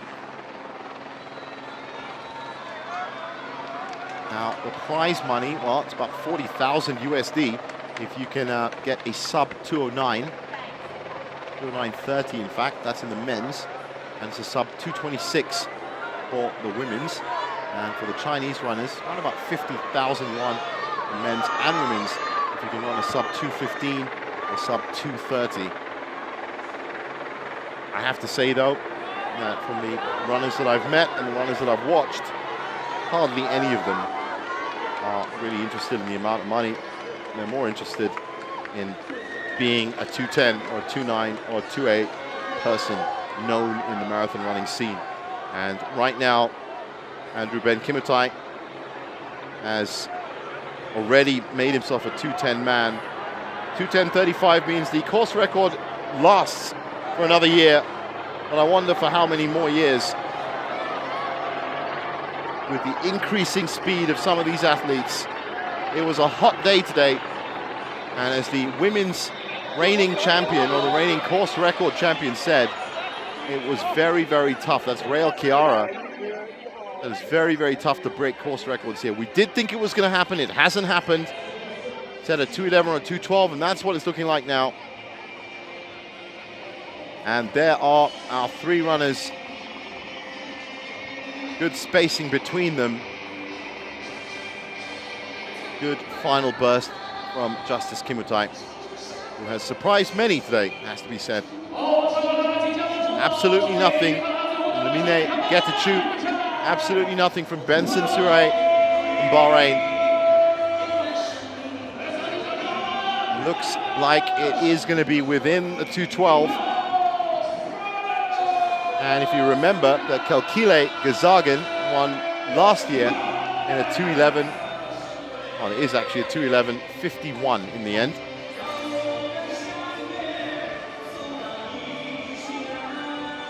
Here is Nagasa in second, making it nice and easy with a 2:12.06. And that should mean that Mesfin, there he is coming through for third spot. And he should also make it in a 2:12. So one 2:11 and two 2:12s. And that's a great, he can probably hardly even lift that arm, but fantastic. Looked like he was having some problems halfway through the race with a hip, but I think he's probably worked it off and run it off. And that should be another 2:12 for Mesfin. Those are our first three. This is probably going to be definitely our top Chinese runner. Guan Yusheng has been essentially for the whole race. And getting a lot of support from his compatriots on the other side of the road and the fans at the side. One last refreshment. That means he's just past the 40-kilometer mark. 2 kilometers left means that 2:15, well, probably going to be a bit tough for Guan Yusheng. I reckon most probably going to be heading for a 2:16 or 2:17. Still pretty good in conditions like this. Let's not forget, it has been a very hot second half of the 2019 Lanzhou International Marathon, and these runners probably didn't expect that with the amount of cloud cover we had at the start of the race. Guan Yusheng, another good result to add to his string of results that he's clocked up over the years and has defined him as one of the best Chinese runners. Listen to all that encouragement. All the fans at the side of the road, already qualified for the World Championships in October. So he's going to be able to put himself up against the best. Now, of course, the focus turns to the women's race, and we've seen some great finishes this year, which have started exactly like this. I can tell you that now. 4 ladies. Now, in the Wuhan Marathon, Fantujima was in this exact position with 3 other competitors, and she came through and won on the last 2 corners, finishing up with a 2:28. Now, she is in that. In fact, all of the front runners have now basically been just essentially scythed off. You've got Worknesh Edessa here on the right. You've got Fantujima in the blue at the back there. We've got Imana up at the front, who was looking like she was having troubles beforehand, but seems to be okay with it. Is at the front. Here's the turning point for, well, that's quite a way back now. And there's Demise, who actually had to skip a step there. Not ideal when you're looking for a good result. Not really for timing, but skipping step, of course, could lead to all sorts of muscles and ankle pull-ups, suddenly having to get out of the way. It was actually, by the looks of it, Imana that was in her way. And now, while we saw a pretty steady finish from the 3 men, Justice Kimutai, Nagasa and Mesfin with a 2:11, 2:12 and 2:12, it looks like we might just get a very close finish indeed in the women's class. Wang Yusheng looking a little bit strained now, but has been running in isolation, been running his own race for most of this marathon. And only now you can see that strong, resolute running style beginning to break down slightly.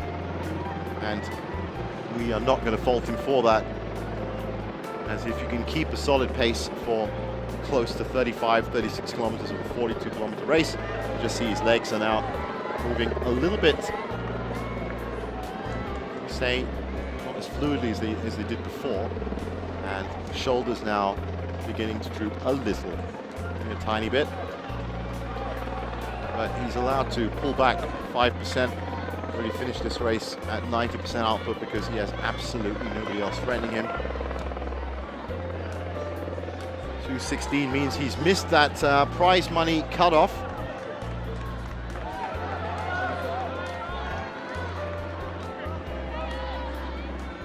And as I said, all the runners, especially the Chinese runners, it really isn't about the money. It's about times, it's about the speed, it's about the pace. And he has consistently delivered that, all three of them, in pretty much every marathon that he's been in. I'm still guessing, based on, we didn't see her in that leading pack of women, that Zhao Anjing is most probably, and say that way, the leading woman in the Chinese runners category. This looks like the last stretch. That looks, he's just gone past the start line of the health run.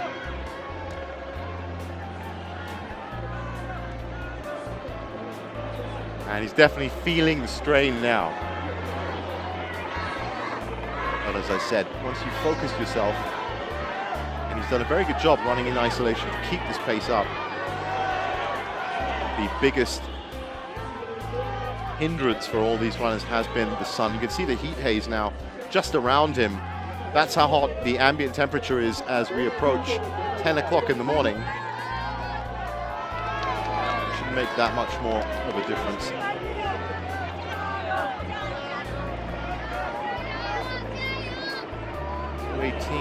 Possibly a 2:19 finish. This looks like the final stretch, so it might even be 2:18.50 if you can. Still keep it within 2:18. Still a sizable, there he is. A very good run considering the conditions. He's looking visibly happier now.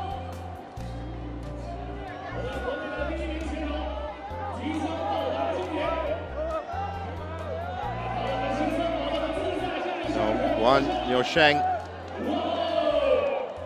comes through with a it should be a 2:18.58, I would have thought, based on where we were as he finished.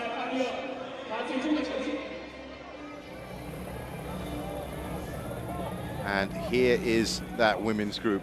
As I said, Zhao Anjing now and the rest of the ladies have dropped off that group. It was a group of 6.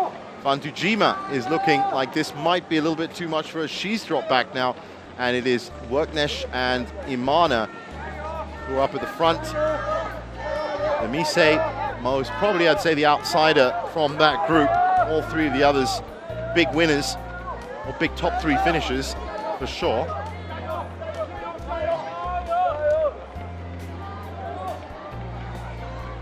All looking in pretty good form, and this at 38 kilometers. So remember, they're looking to beat a 2:31.22 record set by Kenya's Rael Kiara, who said this week famously, and I'm going to quote her again, "I have to warn the pretenders to the throne, it will take more energy from them to equal or break my course record." That's pretty much a challenge that was set up, and so far it's looking pretty good. 2:31.22, they've got 4 kilometers to go, and they have 11 minutes to do it, so it's going to be tight.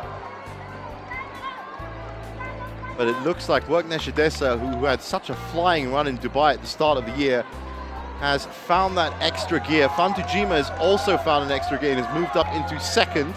Imana has moved down to 3rd. The Mise is in 4th. And it looks now that it's going to be that big battle that I was hoping for right at the start of the race. Fan Tujima, the winner of the Wuhan Marathon, against Worknesh Odessa, the winner of the Dubai Marathon. Both of them at 39 kilometers. Let's see who's got the energy to outlast the other.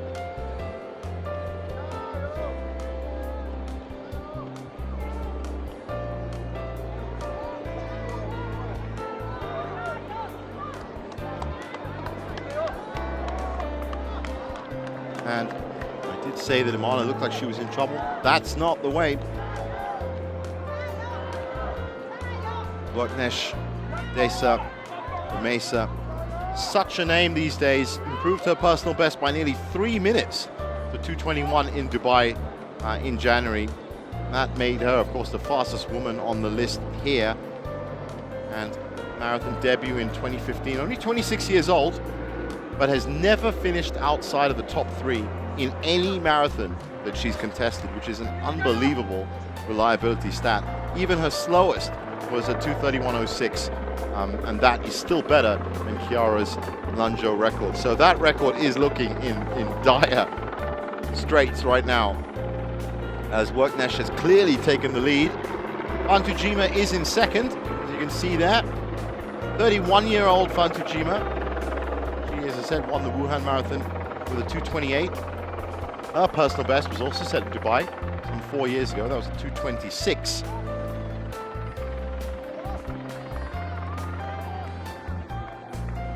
And Imana, of course, 27, also from Ethiopia. She has won there she is, the Ottawa and Seoul marathons, and has a career best of 2:23.32 in Houston. That's incredible. And a 2:24 in Seville in February as well. That's not going to help her today, but I now have a funny feeling that Worknesh Odessa is going to be picking up not just the win here in the women's category, but also by some distance the course record. And that means that today we've seen in the men's contingent a Kenyan rip the Ethiopian record from the Ethiopian war chest, and now we're going to see an Ethiopian take the Kenyan course record in the women's category. So a nice, keenly contested Lanzhou International Marathon in 2019 by the Ethiopians and Kenyan contingents. That is another one of the beautiful sights in Lanzhou. So you can see the performances, the Tai Chi performances happening on either side of it as well. Very much a situation of some of the other runners you can see in the back of your screen would stop, of course, and have a look at those. You don't necessarily need to be running. You can stop and have a look at these truly astounding and quite massive. I mean, I think the scale of these monuments and historical places that you see on the screen really doesn't match up. You really have to drive past them or be there. So it's the 40-kilometer refreshment stop, I should say, for Worknesh Odessa, who's now powered into that final gear. Fan Tujima absolutely nowhere to be seen. Has a little look behind her, doesn't need to be honest. 2:24 on the clock, 2 kilometers left to go. If she's running a 3-minute race, well, elite pace, we should say, that's the usual elite pace, then she will break that 2:31 course record as we stand now. But for that, you have to run 2 more 3-minute kilometers.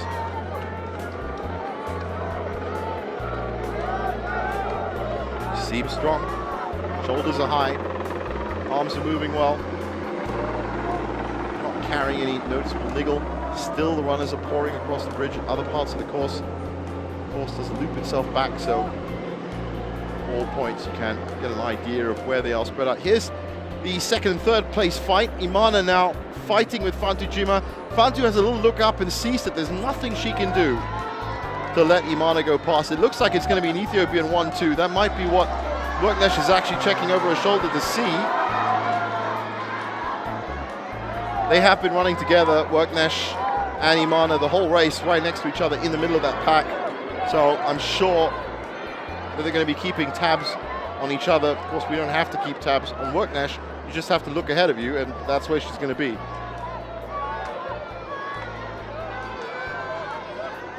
At 40, coming up to 41 kilometers now, looking very likely that she's going to run that last kilometer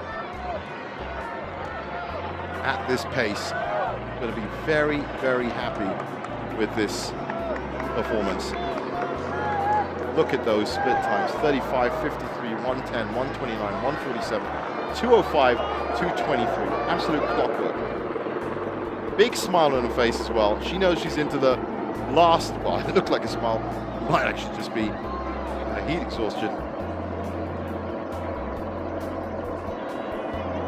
That's definitely a smile. 41 kilometers, and she has good reason to be.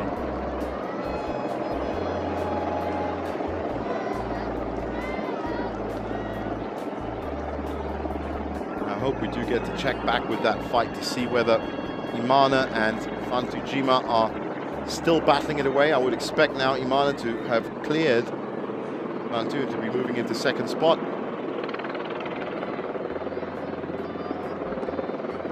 There they are. And yes, indeed, it's true.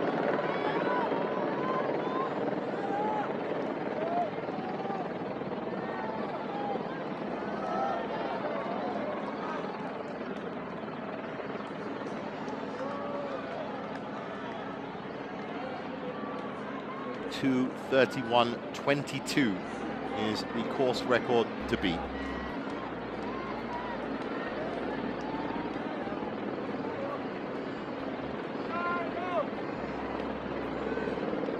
Looking good right now, looking very good in fact, into the final kilometer at 2:27, and the running style still looking strong.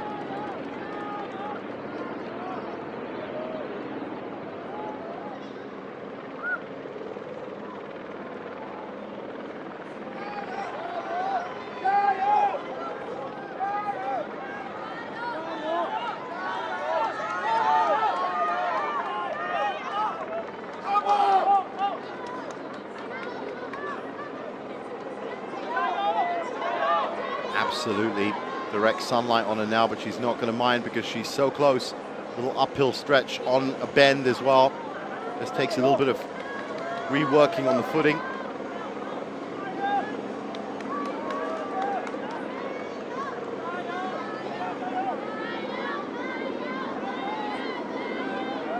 And you can just see her compatriot just behind her, maybe some 50, 60 meters behind her. She's not catching her, that's for sure.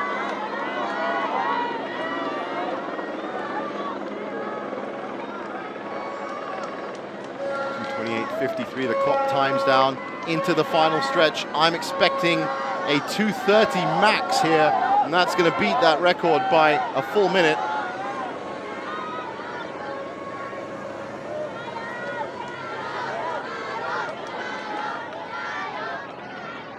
Been a good race for her, very economic in her energy, and the same can be said for our men's winner as well, Justice Kimutai, extremely economical with his energy output.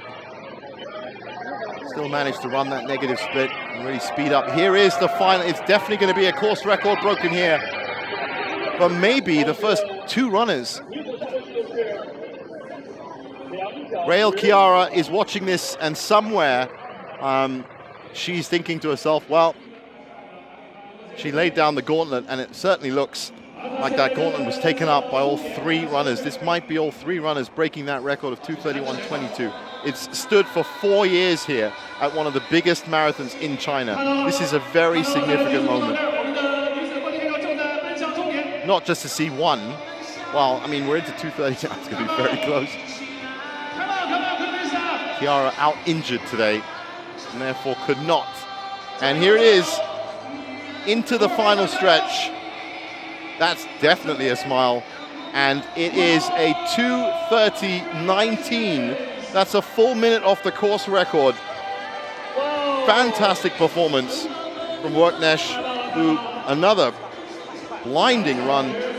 She did it in Dubai, and she's done it here in Lanzhou. I think that's a 2:30.19, but just check the course record because that's what it's going to be. Imana comes in with a 2:30.40. And Fantujima gets another top 3 finish at a Chinese marathon and also within the world record. So all of the 3 finishes in the women's race sub-course record. Fantastic performance, all of them in that 2:30 minute. Really good performance from them. Here's Zhao Anjing, who's going to be the top finisher in the Chinese runners category. She's had a very, very solid race as well.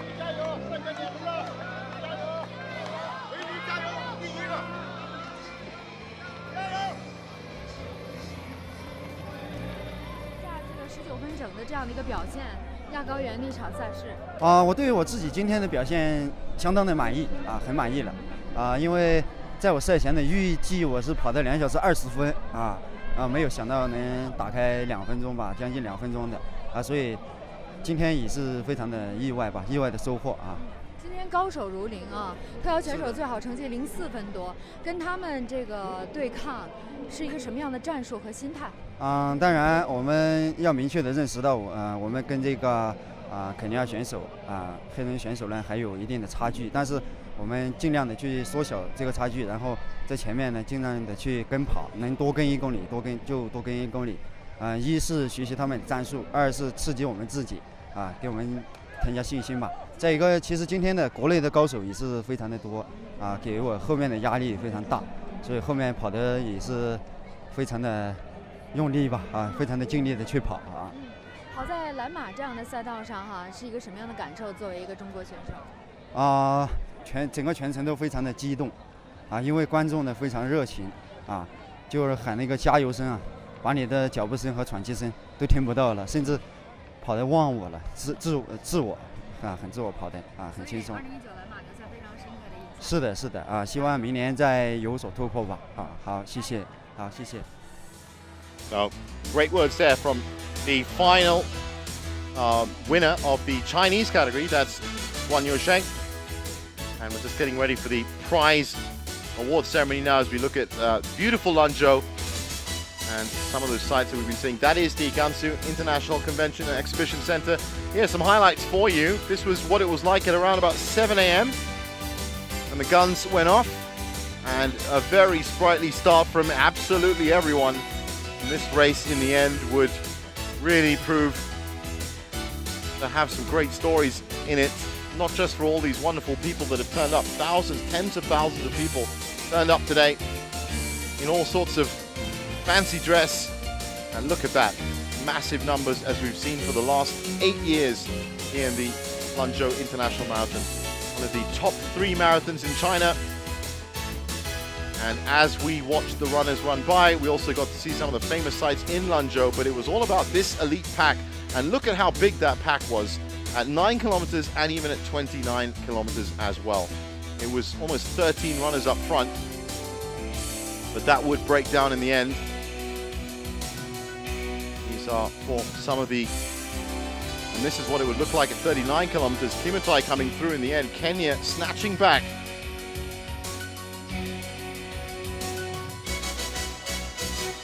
And Guan Yusheng taking the top Chinese honors in the men's category. 先生们，兰州银行杯2019兰州国际马拉松赛男子组颁奖仪式现在开始。我们有请获奖运动员和颁奖嘉宾登台。The World Marathon Ceremonial Man of Bangkok Lanzhou Cup 2019 Lanzhou International Marathon will now begin. Let's welcome the honored guests and players. There are 3 winners.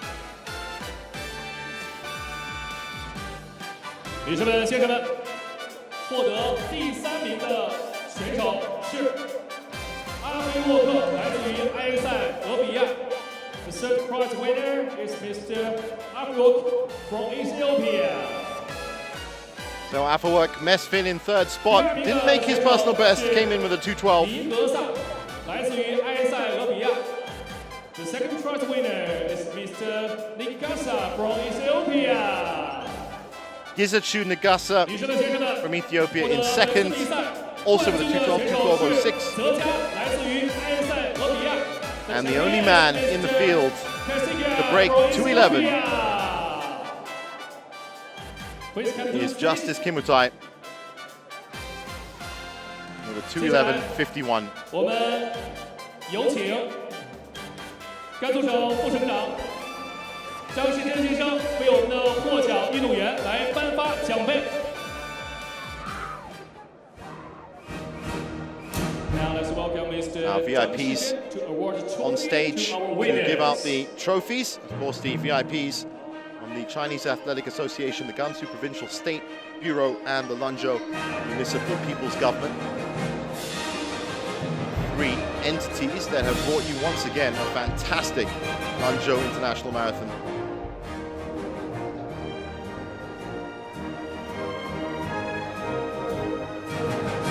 We're going to see faster and faster times, and we'll just have to wait to see if that 2:10.10 gets beaten next year. 接下来，我们有请兰州市委副书记、市长张伟文先生为获奖运动员颁发奖牌。Now, let's welcome Mr. Jiang Weiwen to award the medal for our winners. There are the medals to go with the trophies.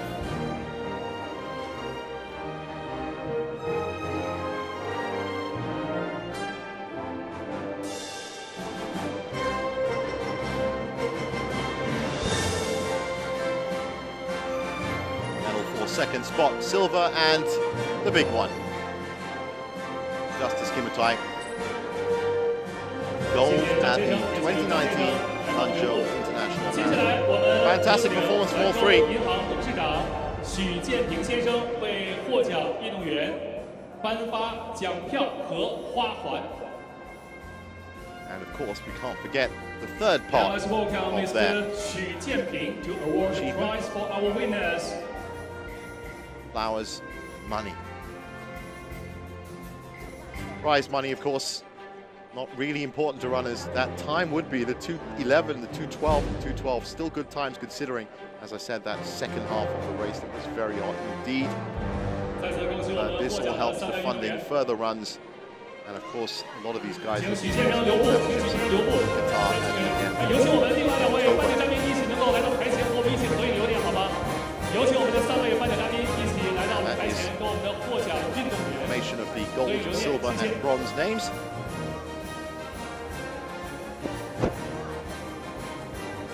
And that brings us to the end of our broadcast of the 2019 Lanzhou International Marathon. Once again, big shout out to all of the logistics, broadcast, and of course the runners themselves, everybody that's turned up here in June. You guys enjoy yourselves, and we'll catch you in Lanzhou next year. 请一旁休息，也再次恭喜我们3位获奖运动员，再次恭喜你们。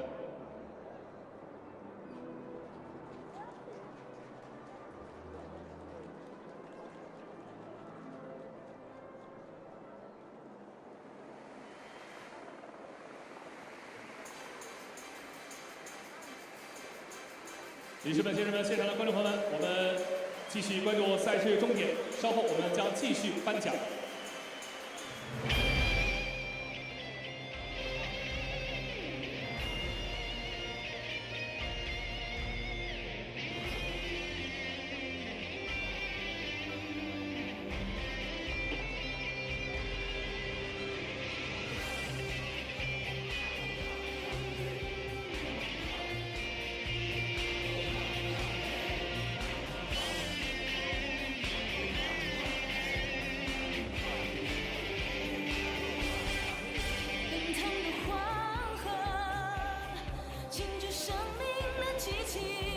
生命的激情汹涌澎湃，火红的玫瑰点燃生命的活力，生命的活力绽放光彩。鼓起马拉松盛会，让我们相约走到一起来。兰州迷人的风情，让我们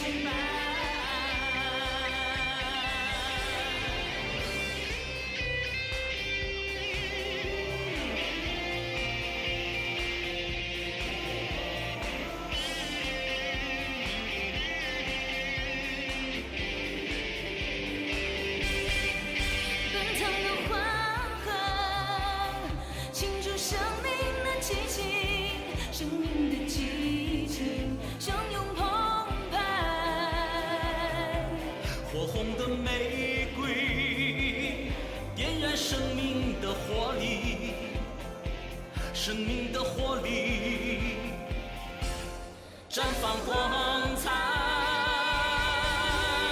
国际马拉松盛会，让我们相约走到一起来。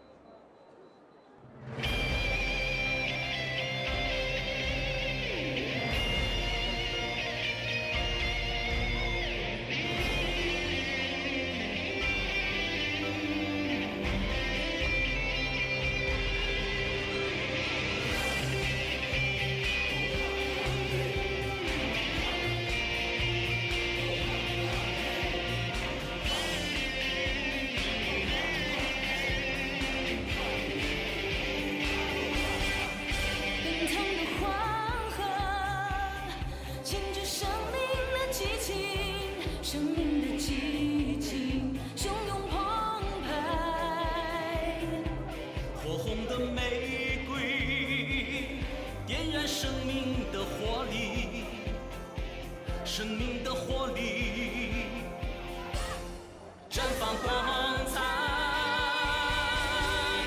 国际马拉松盛会，让我们相约走到一起来。兰州迷人的风情。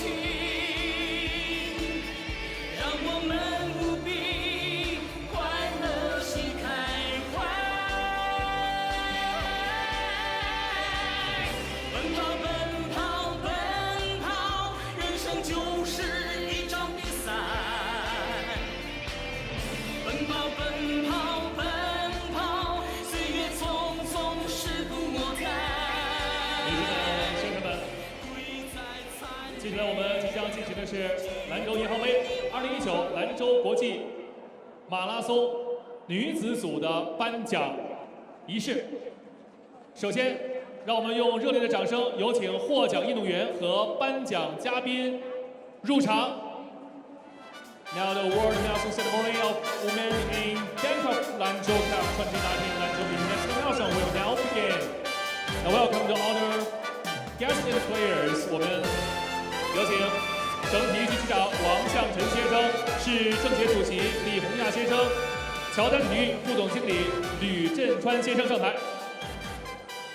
女士们、先生们，获得第3名的选手来自于埃塞俄比亚贾马 ，The third prize winner is Miss Jama from Ethiopia。获得第2名的选手。同样来自于埃塞俄比亚，伊玛纳 ，The second prize winner is Miss Imana from Ethiopia。女士们、先生们，冠军的获得者是来自于埃塞俄比亚的古尔梅萨。The champion is Gurmesa from Ethiopia。首先，我们有请甘肃省体育局局长王向晨先生向我们的获奖运动员颁发奖杯。Let's welcome Mr. Wang Xiangchen to award the trophy to our winners.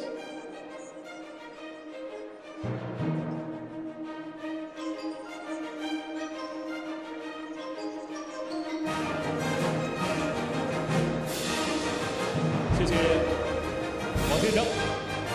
接下来我们有请市政协主席李洪亚先生为获奖运动员颁发奖牌。Let's welcome Mr.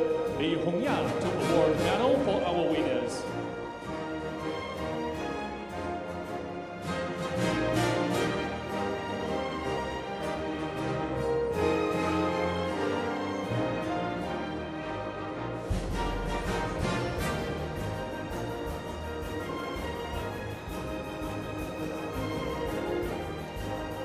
谢谢李先生。接下来，我们有请乔丹体育副总经理吕振川先生为我们的获奖运动员颁发奖票和花环。Let's welcome Mr. Lü Zhenchuan to award the prize for our winners.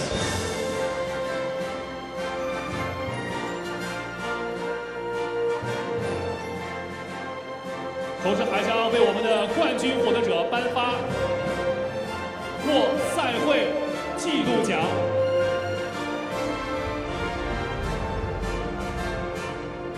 1万美金。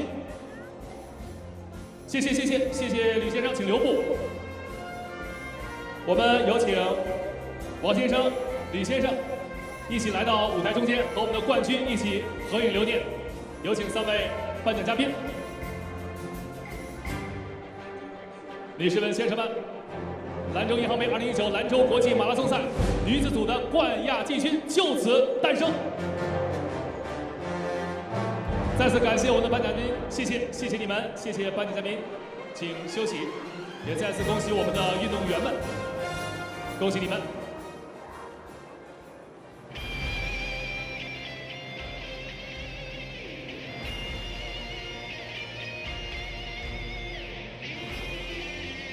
女士们、先生们，我们女子组的颁奖仪式到此结束，让我们继续把目光投向我们的终点赛道。